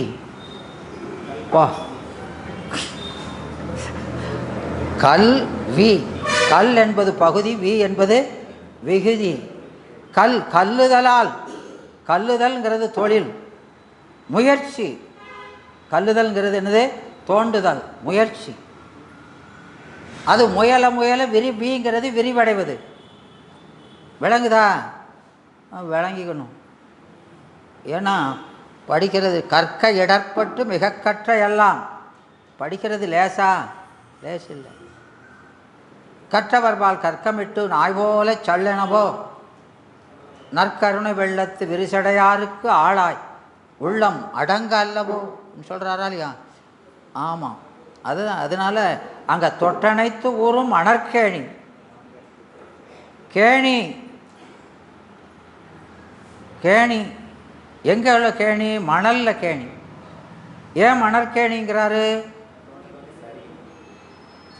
அங்கே தான் தண்ணி நல்லா ஊறுங்கிடும். அப்படி இல்லை, மணல் பாங்கான இடத்துல கேணி முயல்பவன் அவன் தொடும் பொழுதே தூர்தலும் உடன் நிகழும். விளங்குதா? தோண்டும் போதே சரிஞ்சு விழும். அதனால என்ன செய்யணும்?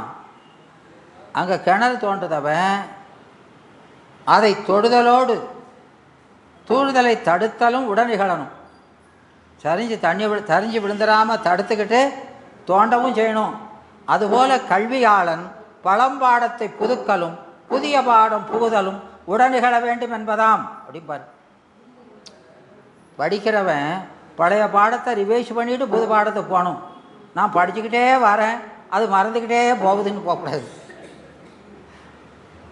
அது இந்த அப்பர் சாமி சொன்னது போல ஓடு நீரினை ஓட்டக்குடத்தட்டி மூடி வைத்திட்ட மூர்க்கரோடு ஒர்க்குமேம்பார்.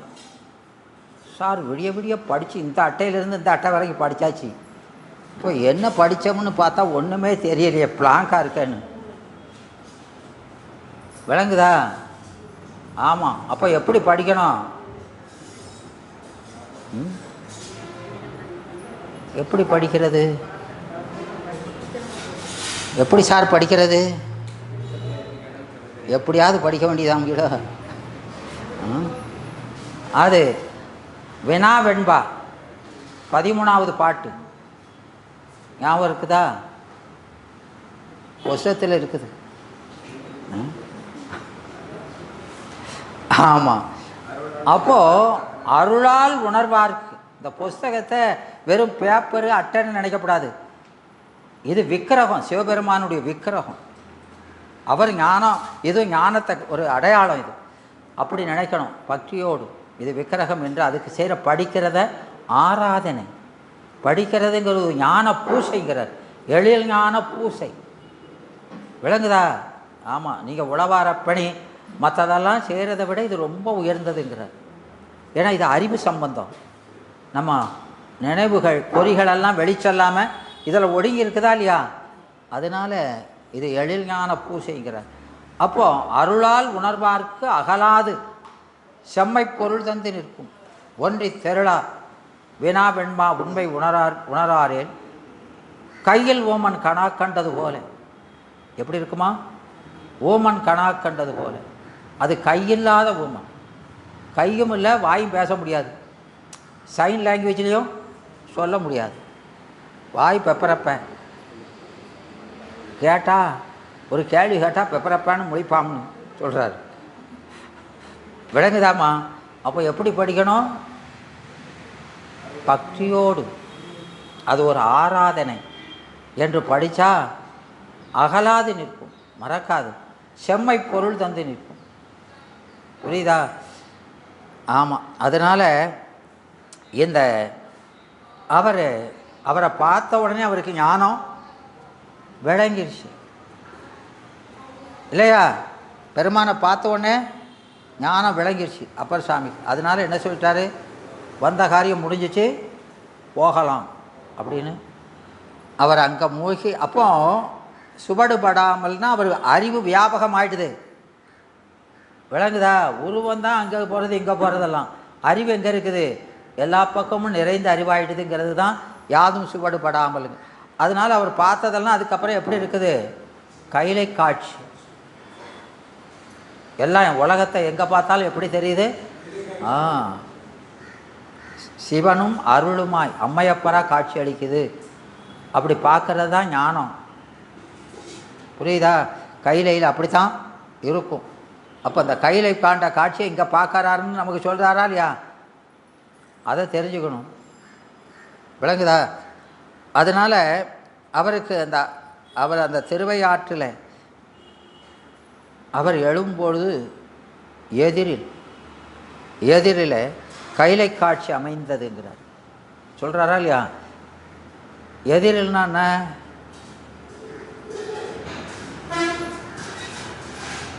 அதை சேக்கிழார் சொல்கிறாரு. எதிரில் அப்படின்னா ஒரு முன்னிலையில், அதை எதிரில் அப்படிங்கிற ஒரு சொல் எதிர் எல்னு ரெண்டாக பிரிங்கிறார். எதிர் எல் அப்படின்னா ஒப்புமை இல்லாதன்னு அர்த்தம். எதிரில்னா முன்னிலைன்னு அர்த்தம். ஒரு அர்த்தம் அதுக்கு. அதை எதிர் எல்ன்னு பிரித்தா ஒப்புமை இல்லாத. விளங்குதா? இந்த மாதிரி காட்சி அதான் அற்புதம். அதுக்கு என்ன பேர்? அற்புதம். அற்புதம்னா என்னது சார்?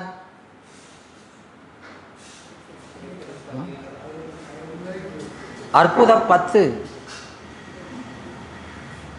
இருக்குதா இல்லையா? திருவாசகத்தில் இருக்குது. அப்படின்னா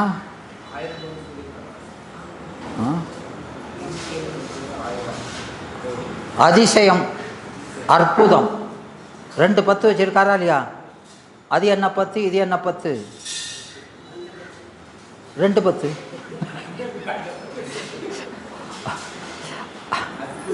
அதிசயம்னா அறிந்ததன் மிகுதி. அறிந்ததன் மிகுதி. விளங்குதாமா? அறிந்ததன் மிகுதினா என்ன? திருவாசகம் இப்படி படித்தா பிரயோஜனப்படாது. அறிந்ததன் மிகுதினா இந்த அற்புத 10 சொல்கிறதெல்லாம் தேவலோக வாழ்வு. விளங்குதாமா? இப்போ நாம் இங்கே அல்வா சாப்பிடுதோம், இருட்டுக்கடை அல்வா சாப்பிடுதோம்னா அந்த இனிப்பை மாதிரி நீங்கள் தேவலோகத்தில் போய் சாப்பிட்டா அது இதை மாதிரி 100 மடங்கு 1000 மடங்கு அதிகமான இனிப்பு இருக்கும். ஆனாலும் கழுத உடல் இன்பம்தான். விளங்குதா? அந்த பூதசார சரீரத்தை கொண்டு இதை விட அதிகமான போகம்தான், உடல் போகம்தான். அதுதான் அதிசயம். விளங்குதா? அறிந்ததன் மிகுதி. அற்புதம்ங்கிறது சிவானந்தம், இதுவரை அறியாத ஒன்று. முதல்ல அதை கொடுத்து தான் அப்புறம் இதை கொடுப்பான்.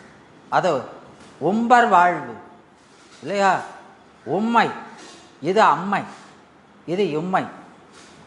விளக்குதா? நாம் இங்கே இருக்கிறது இம்மை, இந்த பிறப்பு இல்லையா? ஊனானது ஈ ஊ ஆ இதெல்லாம் 3 சுட்டு தானே.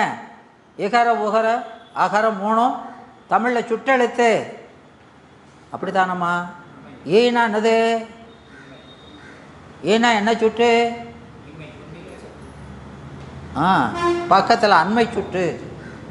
ஊங்கிறது இடைநிலை சுட்டு, அம்மைங்கிறது சேமை சுட்டு. விளங்குதா?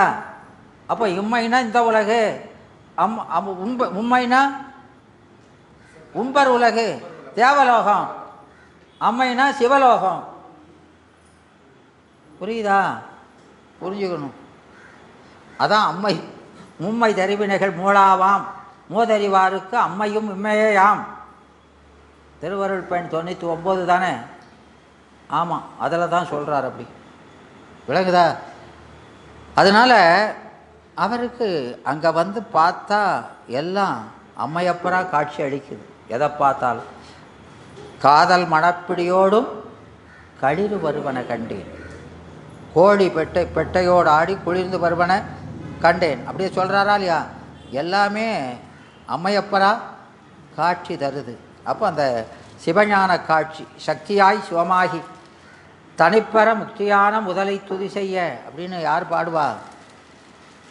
திருவிளையாடல் புராணம் அப்படித்தானே பாடியிருக்கிறார் பரஞ்சோதி. ஆமாம், அப்படித்தான் சொல்கிறாரு முதல்ல பாயிரத்தில் இல்லையா? அதனால் எங்கே அதை நாம் அடுத்த தந்தை, ஏன்னா விசார சருமர் பார்த்தோமா இல்லையா?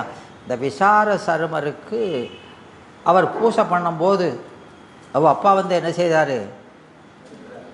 ஆமாம், அந்த பூசை திரவியங்கள் அதை காலால் இடறினார். காலால் இடறினார். அதனால் அவர் என்ன செய்கிறாரு, அந்த ஒரு கம்பு கூட என்னாச்சு, மடுவாகி அதை சிதைத்தது. அதனால் அப்போது பெருமான் அடுத்த தந்தை இனி உனக்கு. அடுத்த தந்தைனா என்ன? ஐயோ, அடுத்த தந்தைனா என்ன? ஸ்டெப் ஃபாதர் இருக்கக்கூடாது. அடுத்த தந்தைனா தீட்சைன்னு அர்த்தம். வழங்குதா? இப்போ உடல் தாய் தான் இப்போ இவங்க தீட்சை பெற்றாச்சுன்னா, ஆமாம், அவருக்கு பெருமான் தீட்சை கொடுக்குறாருன்னு அர்த்தம். புரியுதா? அதனால் அடுத்த தந்தை இனி உனக்கு யாமென்று அருள் செய்து அனைத்து அருளை அந்த விசார சன்மரை கட்டி பிடிக்கிறார் பெருமான். அனைத்து அருளை மடுத்த கருணையினால் தடவி உச்சி மோந்தி மகிழ்ந்தருளை சொல்கிறாரா இல்லையா? ஆமாம், அப்படி செய்கிறார். உச்சி மோந்து அப்படின்னா என்ன அர்த்தம்? உச்சியை மோர்தல் அப்படின்னா என்னம்மா? ஏமா குழந்தைகளை அன்பினால் கட்டி பிடிச்சி உச்சியில் முத்தமிடுறாங்களா இல்லையா? அப்போ உச்சி மோர்தல்ங்கிறது என்னது? உச்சிங்கிறது என்னது? ஞானத்தை குறிக்கிறது இல்லையா? அதை மோர்தல்ங்கிறது என்னது? ஞானத்தை உமிழ்தல். அதுக்கு என்ன பேர்? ஞானத்தை உமிழ்தல். விளங்குதா? அது உபதேசம் மாதிரி. அப்போ பெருமான் அந்த ஞானத்தை இவருக்கு உமிழ்ந்தார். புரியுதா? அதனால் அந்த சேக்கிழார் பெருமான் அதை அழகுற அப்படி காட்டுகிறார். அது மட்டுமன்றி இறைவனை வழிபடுபவருக்கு அருள் செய்யும் பேற்றினை அவருக்கு தந்து இல்லையா, அவர்தான் நமக்கு ஆன்ம நாயகராக அடியார்களுக்கெல்லாம் சோதி மணிமுடி தாமமும் நாமமும் தொண்டர்க்கு நாயகம். தொண்டர்க்கெல்லாம் நாயகமும். எதுக்கு நாயகம்னா என்ன? தொண்டர் நாயகம்னா என்னம்மா?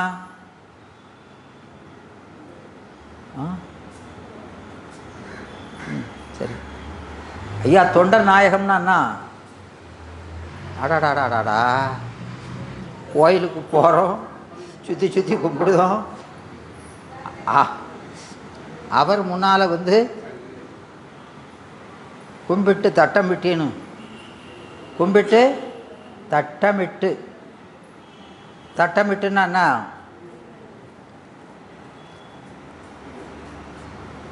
எப்போ கோயிலுக்கே போக மாட்டிங்களா? போவோம். கும்பிடுதல்னா என்னது? ஏமா சாமி கும்பிட்டேன் அப்படின்னா கும்பிடுதல்னா என்னது? கூடுதல்னு அர்த்தம். இறைவனோடு கூடுதல் இல்லையா? கூடி அந்த கூடிய பலன் எப்படி கூடணும், எப்படி கூடணும் அப்படிங்கிறத நீங்கள் அங்கே கருவறையில் போய் நிற்கிறீங்களா இல்லையா? அப்போ அவன் பார்த்துக்கிட்டே இருப்பான். செய்வார் செய்தி பயன் விளைத்து நிற்றலான் அப்படிங்கிற. உற்று காணானோ, உற்று பார்ப்பானோ. எப்படி பார்க்கான்?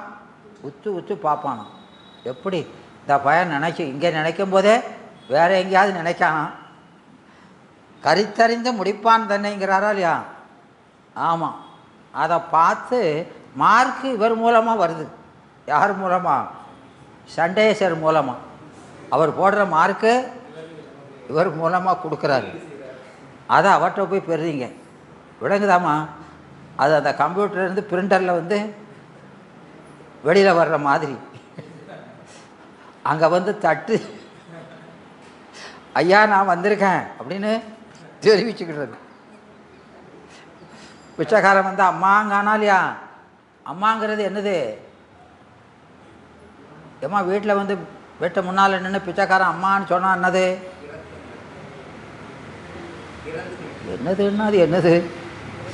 என்னது அப்படின்னா அது ஞாபகம் ஏது. அதுக்கு என்ன பேர்? ஞாபகம் ஏது. இதை மாதிரி ஒருத்தர் இறந்து நிற்கிறாங்கிறத உங்களுக்கு தெரியப்படுத்துது. அப்போது காரக ஏது எது? காரக ஏது எதுமா? காரகம்னா என்னது? பிச்சை போடுற செயல். அது எப்படி நிகழுது? அவன் வந்து பார்ப்பீங்க, வெளியில் வந்து பார்ப்பீங்க, அவன் வீசிய முறுக்கிட்டு இப்படி திண்ட மாதிரி நம்மனத்து போயிருவீங்க. அவனுடைய ஒட்டிய வயிறு, வாடிய தேகம் இல்லையா, அந்த சோகமான அந்த முகம், இதெல்லாம் பார்த்து தான் பிச்சை போடுறீங்க. இதுதான் பெருமானால நடக்கு. விளங்குதா? இப்படி தட்டுறது ஞாபகம் ஏது? நான் வந்திருக்கேன் பிச்சைக்குன்னு அர்த்தம். அந்தால முழிச்சு பார்ப்பார் அவர். யார் பாப்பா?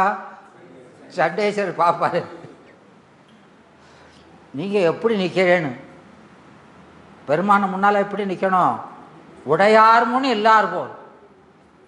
உடையார் முன், அவர் தான் எல்லா உடைமைகளும் உடைய ஈசன். நீங்கள் நீசன், நாமெல்லாம் யாரு? நீசன். ஈசன் முன்னால் நீசன் எப்படி நிற்கணும்? குறுகி கூணி நிற்கணும்.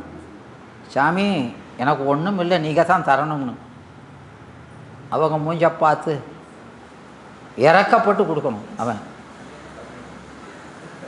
விளங்குதா? அதனால் அங்கே அதை குமரகுருபரர் அந்த செய்யுள், அந்த சிதம்பர செய்யுட்கோவையில் அதை சொல்கிறார். இதே கருத்தை அந்த வள்ளலார் சொன்னாரா இல்லையா? அவருக்கு அந்த சோதி மணிமுடி தாமமும் கொடுக்கறதுனால அவர் உச்சி மோந்து மகிழ்ந்தாருங்கிறாரா இல்லையா? ஆமாம், அப்படி அவர் அந்த ஞானத்தை உமிழ்ந்தார். தந்தை அப்படிங்கிறது சான்றோன் ஆக்குதல் தந்தையின் கடனை. விளங்குதா? அப்போ தந்தை அறிவு மகன் அறிவுங்கிறோம். தந்தை அறிவு மகன் அறிவு. எனவே அவர் தான் நமக்கு ஞானத்தை, ஞானம் இவனொழிய நன்னியிடும் நற்கணல் பானு ஒழிய படின் அப்படின்னு படித்தோமா இல்லையா? படித்தோம். ஆமாம், திருவருள் பயனில் ஞானம் குறிவின்றி விளையாது. ஞானம் குறிவின்றி விளையாது. அதனால் அந்த தன் தந்தைதாள் எறிந்தாருக்கன்றி தாரான் என்று கூற அப்படின்னு சொல்கிறார். அதாவது இது அந்த சிதம்பர செய்யுட்கோவையில் குமரகுருபரர் சொல்கிறார், தன் தந்தைதாள் எறிந்தாருக்கு அன்றி தாரார். எதை தன்னுடைய தாரை தாரார். எப்படி சொல்கிறாரு? தாரார்னு கொடுக்க மாட்டாராம். எதை தாரை தாரார். தாரைன்னு மாலையை, சொல்லாட்சிகளை பாருங்க. விளங்குதா? அந்த மாலையை கொடுக்க மாட்டாராம் பெருமான். கழுத்தில் கிடக்க மாலையை கழட்டி சோதி மணிமுடி தாமம் எல்லாம் யாருக்கு? சண்டேஸ்வரர் கொடுக்காரா இல்லையா? அதைத்தான் சொல்கிறாரு இங்கே. அதை அப்பர் சாமி பாடுவார். அப்பர் சாமி பாடுவார். அவர் கோயிலுக்கு போகிறாரு. அப்பர் சாமி கோயிலுக்கு போகும்போது இவருக்கு முன்னாலேயே போய் சாமி கும்பிட்டு வர்ற ஒரு பெண் வராங்க கோயிலிருந்து. அதை பார்க்குறாரு. அந்த அம்மா கையில் ஒரு மாலை வச்சுருக்குறாங்க. அந்த அம்மா கையில் மாலையை வச்சுக்கிட்டு வராங்க. அவங்க கோயிலேருந்து திரும்பி வர்றவங்க. அதனால் அந்த மாலை எங்கேருந்து வந்திருக்கணும்? பெருமானுக்கு சூடி களைந்த மாலையாக தான் இருக்கணும் இல்லையா? அப்படி தானே இருக்கணும். அவங்கள பார்த்த உடனே இவருக்கு ஆச்சரியம் தாங்க முடியல. யாருக்கு? அப்பர் சாமிக்கு. இந்த மாலை இவங்ககிட்ட எப்படி வந்தது அப்படின்னு அவர் யோசிக்கிறார். அதை யோசித்து அவர் ஒரு பாட்டாக பாடுறார். விளங்குதா? ஏன்னா அந்த பெருமான் உள்ளே இருக்கிறாரே, அவர் பாடு பெரும்பாடு. அவர் பாடு. ஏன்னா மங்கை காண கொடார் மலர் மாலையை. அவர் தன் கழுத்தில் இருக்க மாலையை கழட்டி இந்த பக்தி விரும்புகிறான்னு கொடுக்கணும்னா பக்கத்தில் ஒருத்தி இருக்கா, ஒரு பாதி பாக, ஏய் என் மேலே சூழ்ந்த மாலையை அவருக்கு கொடுக்க அப்படின்னு நினைச்சே மாட்டான், கொடுக்க விட மாட்டான். மங்கை காண கொடார் மலர் மாலையை இல்லையா? ஆமாம். அதனால் மார்பில் போட்டிருந்த மாலையை கழட்டி வெளுக்க கொடுத்துருக்க முடியாது. சரி, அவர் தலையில் எண்டை சூடியிருக்காரா இல்லையா, அதை கழட்டி கொடுத்துருவோம் அப்படின்னு எடுத்தால் அங்கே ஒருத்தி இருக்கா, கங்கை இருக்கா. அவள் அதை எண்டையை கொடுக்க விட மாட்டா. அப்போ தன்னுடைய தலையில் சூடையும் கொடுக்க முடியாது, மார்பில் சூடினதையும் கொடுக்க முடியாது. அப்போ என்ன எங்கே வாங்கி கொடுத்தாரு இந்த மலர் மாளிகை? எங்கேயாவது கடையில் வாங்கி கொடுத்துருப்பாரு. இவர் தன் மேலே சூடினதை கொடுத்துக்க முடியாது. எங்கே வாங்கி கொடுத்தார் இந்த இதழியை என்று ஒரு ஆச்சரியமாக பாடுற மாதிரி அப்பர் சாமி பாடுறாரு. விளங்குதா? ஏன்னா அந்த மங்கை என்பது அவருடைய தலை அப்படிங்கிறது முக்தி அடைகிறது. அவர் பாகத்தில் இருக்கிறதுங்கிறது ஞானம் பெற்றது. ரெண்டும் மங்கையாக சொல்கிறோமா இல்லையாம்மா? அப்போது நமக்கு ஞானம் விளங்குவதற்கும் ஆனந்தம் விளங்குவதற்கும் உதவுவது யார்? அம்மை அப்படிங்கிறத அதை குறிக்கிறது தான் இந்த புராணங்களெல்லாம். விளங்குதா? இங்கே தலையில் ஒருத்தி இருக்கா, இங்கே ஒருத்தி இருக்கான்னு அப்படி சொல்லக்கூடாது. இரண்டுமே அருளால் நிகழ்வது தான். அப்போது அவனை பெறுவதற்கு அவனோடு கூடினால் என்று அந்த அறிவை பெற முடியாது. அந்த அறிவுங்கிறது கேட்டல், சிந்தித்தல், தெளிதல், நெட்டை கூடுதல்னு 4 இருக்குது. 4 அது ஒன்றுக்கொன்று உயர்வு. அதனால தான் பெருமான கைலையில் இருக்கான், மலை உச்சியில் இருக்கான்னு சொல்கிறதெல்லாம் என்ன? அது ஞானத்தில் ஞானம் அப்படிங்கிறத குறிக்கிறது தான். விளங்குதா? அதனால் இவர் அப்படி பாட. அப்போது அந்த தந்தையை தாழ் எறிந்தாருக்கு அன்றி தாரார் அப்படின்னா அது நீங்கள் பண்டார சாத்திரத்தில் அம்பலவான தேசிகர் பாடியிருப்பார். இந்த உடல் தாய் உயிர் தாயிடம் இல்லையா பற்று, உடல் தாயிடம் உடல் தந்தையிடம் பற்று வைத்தவனுக்கு உயிர் தந்தை உயிர் தாயிடம் பற்று வருமா? வராதுங்கிற. அப்போ அம்மா அம்மாக்கிட்டலாம் பாசமே வைக்கக்கூடாதா? வைக்கணுமா வைக்கக்கூடாதா? என்னம்மா அளவோட வைக்கணுமா?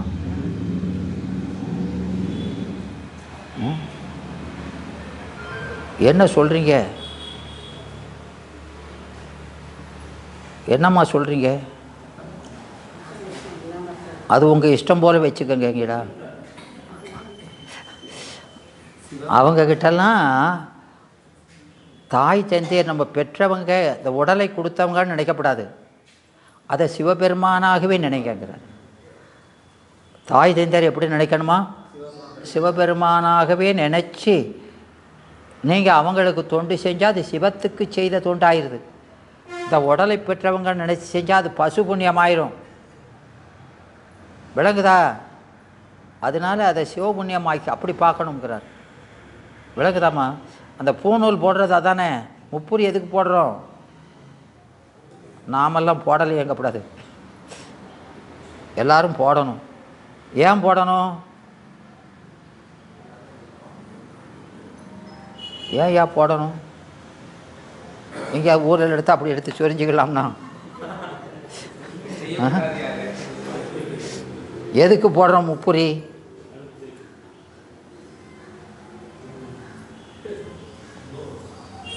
சொல்லுங்க. அந்த முதல் புரி என்பது இதைத்தான் குறிக்கி, தாய் தந்தையரை ஆயுள் பரியந்த வச்சு பாதுகாப்பேன் என்பது. விளங்குதா? 2வது புரி குருநாதரை என் ஆயுள் பரியந்தம் மறக்காது அவருக்கு தொண்டு செய்வேன் என்பது.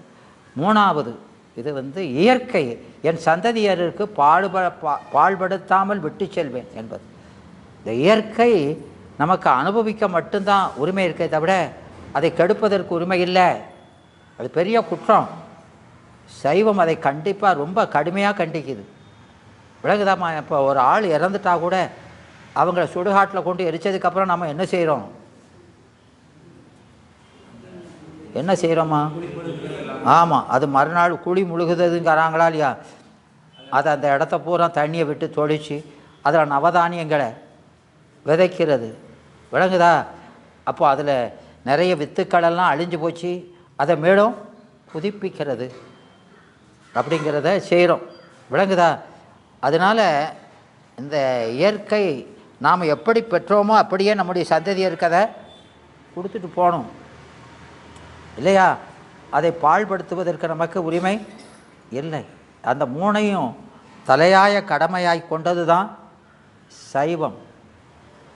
அதனால தான் அந்த முப்புரி போடுறோம் இல்லையா? அந்த மூணும் இணையாது நாம் பின்பற்ற வேண்டும் என்பதற்காக. அதனால் அந்த தந்தை தாள் எரிந்தாருக்கு அன்றி, அந்த அப்போ தந்தை தாள் எரிந்தாருக்கு அன்றினா அந்த பற்றுகளை விடுதல். அப்படி விட்டவருக்கு தான் அந்த சிவபெருமான் எதிர்படுவார் என்பதை அங்கே சொல்கிறார். எனவே இப்படி அந்த பெருமான் ஆணோடு பெண்ணாய், அதை ஆழ்வார்களும் பாடியிருக்கிறாங்க, ஆழ்வார்களும் அதை பாடியிருக்காங்க. ஆணோடு பெண்ணுமாகி அல்லோடு நல்லவாய், ஊனோடு ஓசை ஊனுமாகி ஒன்றலாத மாயையால் பூணிப்பேணும் ஆயனாகி பொய்யனோடு மெய்யுமாய் காணி பேணும் மணியாய் மாணியாய் கறந்து நின்ற கல்வனே என்று அதை ஆழ்வார்கள் பாடுறாங்க. அதை நமக்கு, அதாவது சிவபெருமானும் அரியும் அரணும் ஒன்று. அவன் பெண்ணுமா இருக்கிறான், ஆணுமாய் ஆணா நிற்கும்போது சிவன், பெண்ணா நின்னா அரி, அரணுக்கு பெண்பால் அரி என்று அவங்களே பாடுறாங்க. அதை திருமழிசை ஆழ்வார் அதை அப்படி பாடுறார். எனவே பூநிலாய ஐந்துமாகி புனர்கான் நின்ற நான்குமாய், அதை பூமியில் மண்ணில் 5, புனல்ல 4, தீனலாய 3மாய், சிறந்த கால் 2மாய்,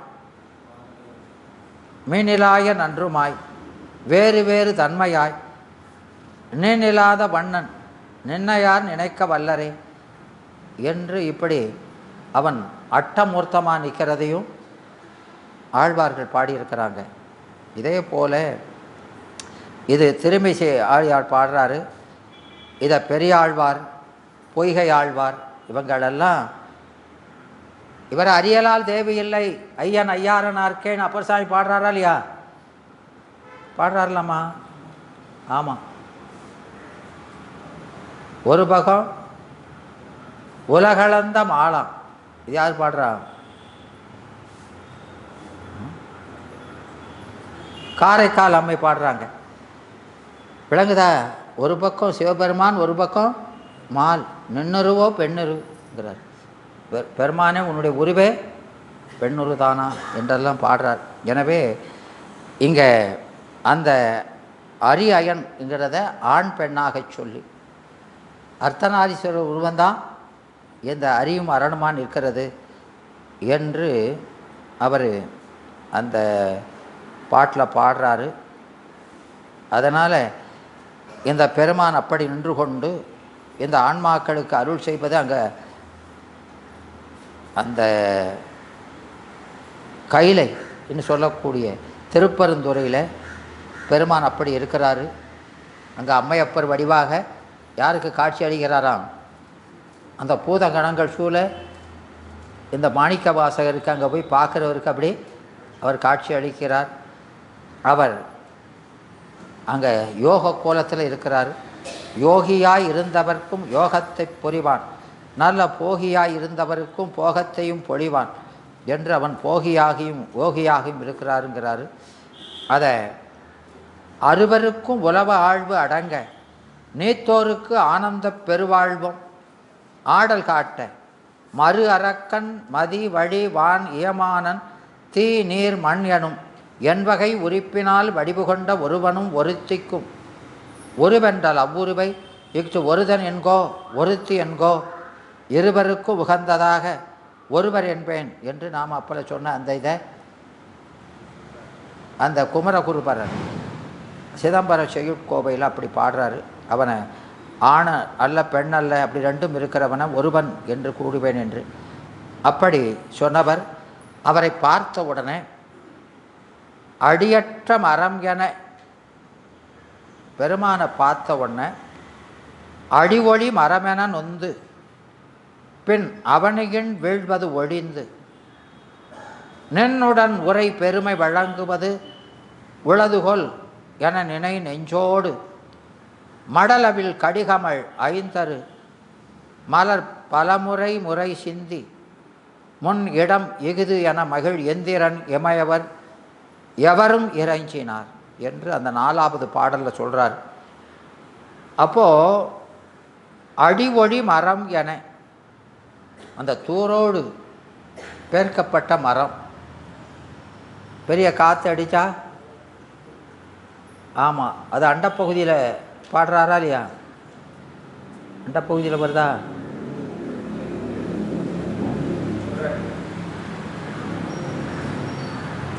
அண்டப்பகுதியில் ஆமாம், ஊன் ஊன் ஓங்கிய நங்கள் பல பிறவிகளை நாம் செய்த சஞ்சிதம் அது பெரிய மரங்கள், ஆற்றங்கரை மரங்கள் போல வேரூன்றி பெருசாக நிற்குதான்.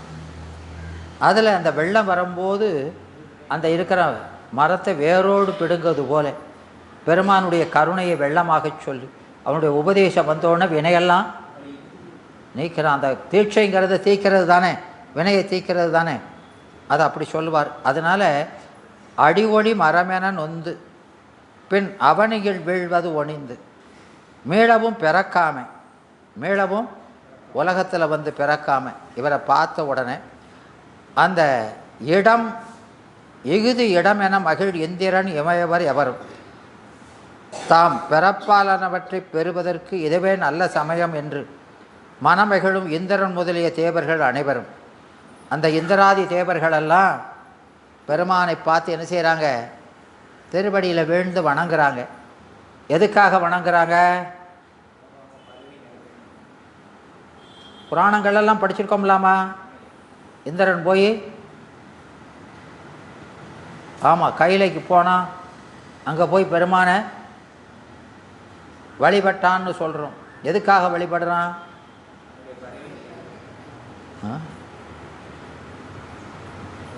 அவங்கெல்லாம் வானவர்கள் வணங்குவதும் தாம் வாழ்வான். விளங்குதா? அவருக்கு எந்த பதவி நிலைக்கணுங்கிறது, இந்த இந்திர பதவி நிலைக்கணும் இல்லையா? அடியவர்கள் எதுக்காக வணங்குறாங்க? அவங்க எதுக்குமா வணங்குறாங்க?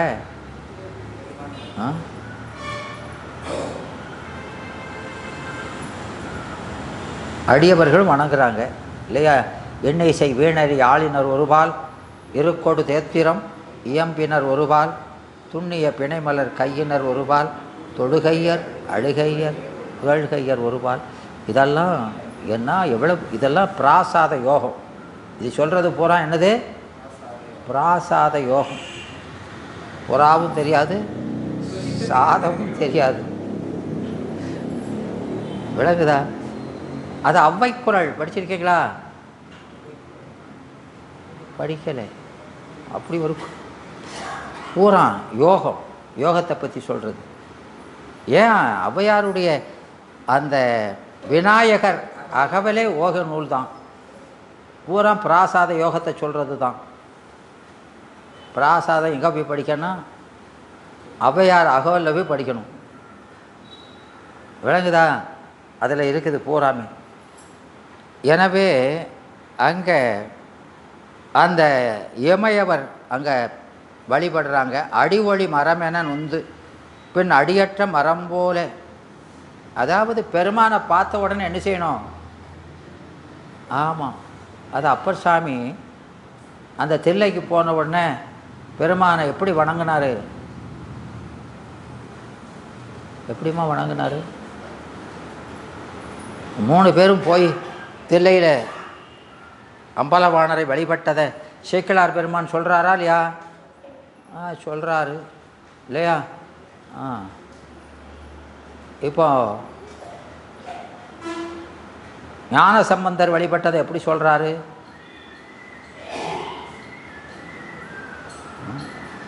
அதெல்லாம் எவனுக்கு சாத்திரியம்?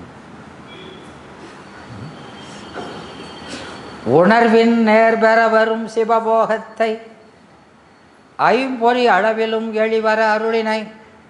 விளங்குதா? அப்போது அந்த பெருமான் அவர் பார்க்கும்போது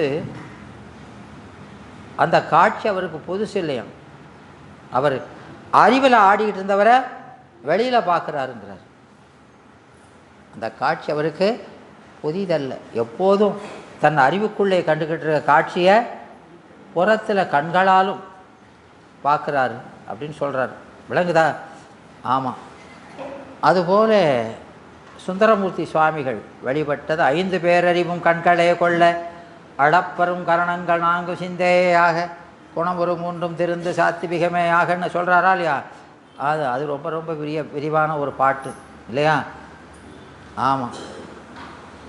அதுபோல் அப்பர் சாமி வழிபட்டதை என்ன சொல்கிறாரு? கையும் தலமிசை புனை அஞ்சலி என கண்ணும் பொழிமழை ஒழியாதே பெய்யும் தகையன கரணங்களும் உடன் உருகும் பரிவின பேரைதோ. அங்கே கையும் தலைமிசை, கை தலை மேலே ஆட்டோமேட்டிக்காக அப்படி போகுது. பெருமானை பார்த்தா திரிதாங்க நமஸ்காரம் தான் செய்யணும். இப்படி அது ஒத்தவருக்குரியது. இந்த நமஸ்காரம் ஒத்தோருக்குரியது. உயர்ந்தோருக்குரியது எது? திரிதாங்க நமஸ்காரம். விளங்குதா? ஆமாம். கரபுடாஞ்சலி அது சிவபெருமானுக்கு மட்டுமே உள்ளது. நாட்டிய முத்திரையில் இருக்கா இல்லையா கரபுடாஞ்சலின்னு? அஞ்சலி முத்திரை. அது கையை மேலே தூக்கி கும்பிட்டா நாட்டிய முத்திரையில் அது சிவபெருமான்னு அர்த்தம். விளங்குதா? ஆமாம். அதனால் அது டோட்டல் சரண்டர்னு குறிக்க. கையை தூக்கிட்டான்னு அர்த்தம் சரண்டர்னு அர்த்தம். விளங்குதா? அப்படி கையும் தலைமிசை புனை அஞ்சலியன அது கை மேலே கூப்பி வணங்குது. கண் என்ன செய்யுது? மழையாக பொழியுது. கண்ணும் பொழிமழை ஒழியாதே இடைவிடாமல். அது அன்பு இல்லையா? அன்புக்கும் உண்டோ அடைக்கும் தாழ் இல்லையா? தாழ்னா என்னது? அன்பிற்கும் அப்படின்னா என்னது? அன்பிற்கு உண்டோன்னு சொல்லலை, அன்பிற்கும். அந்த என்ன சொல்லுது?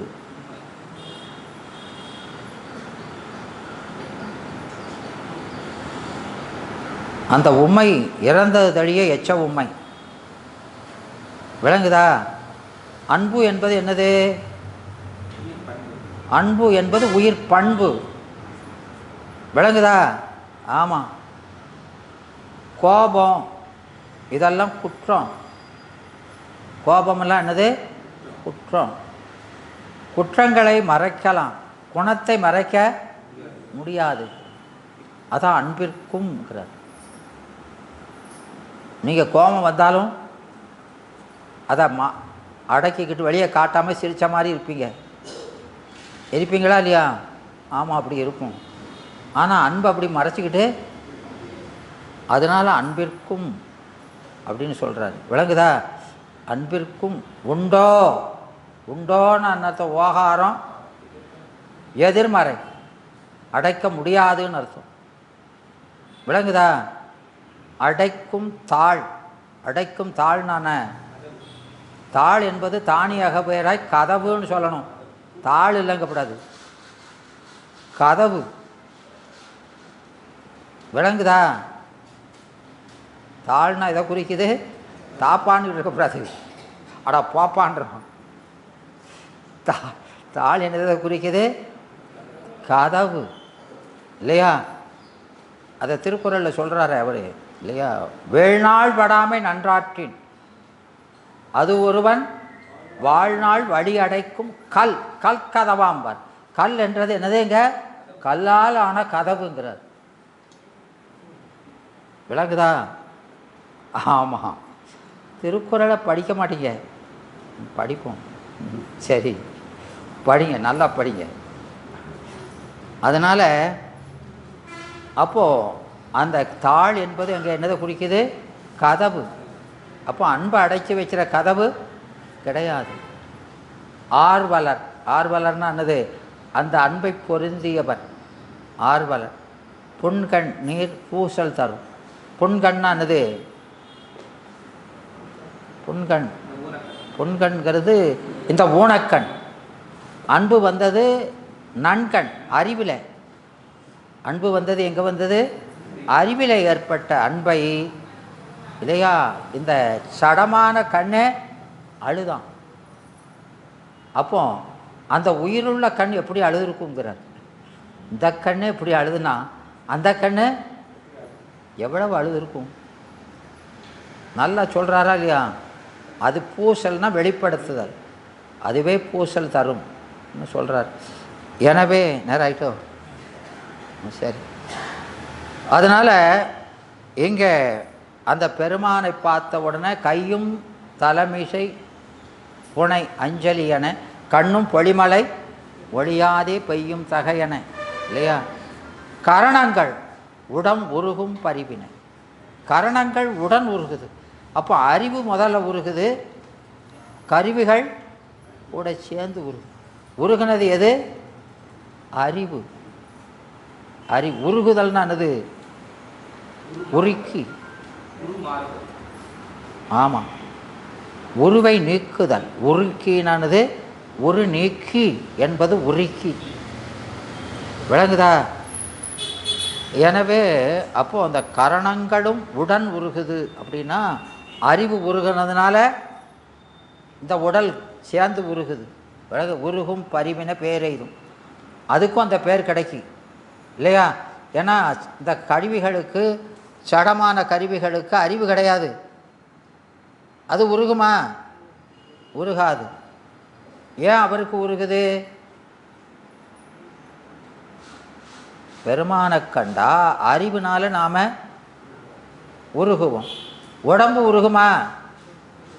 உருகும், அவருக்கு உருகும். ஏன்? சிபி 70 சிவப்பிரகாசம் 70வது பாட்டு.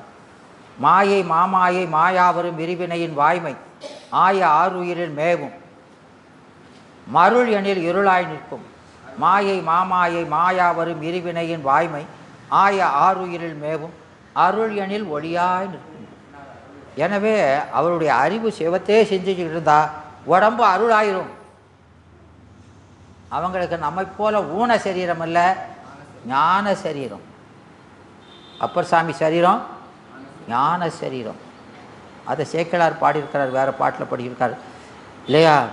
அதனால் அந்த உடம்பும் சேர்ந்து உருகுது. ஏன்னா அதுவும் ஞானமயமாக இருப்பதினால். உருகும் பரிவினை பேரெய்தும் இல்லையா? அப்போ மையும் தலைமிசை விழும். உடம்பு என்ன செய்தா? நீயா நீக்க விழுந்து கும்பிடு அப்படின்னு சொல்லுது. விளங்குதா?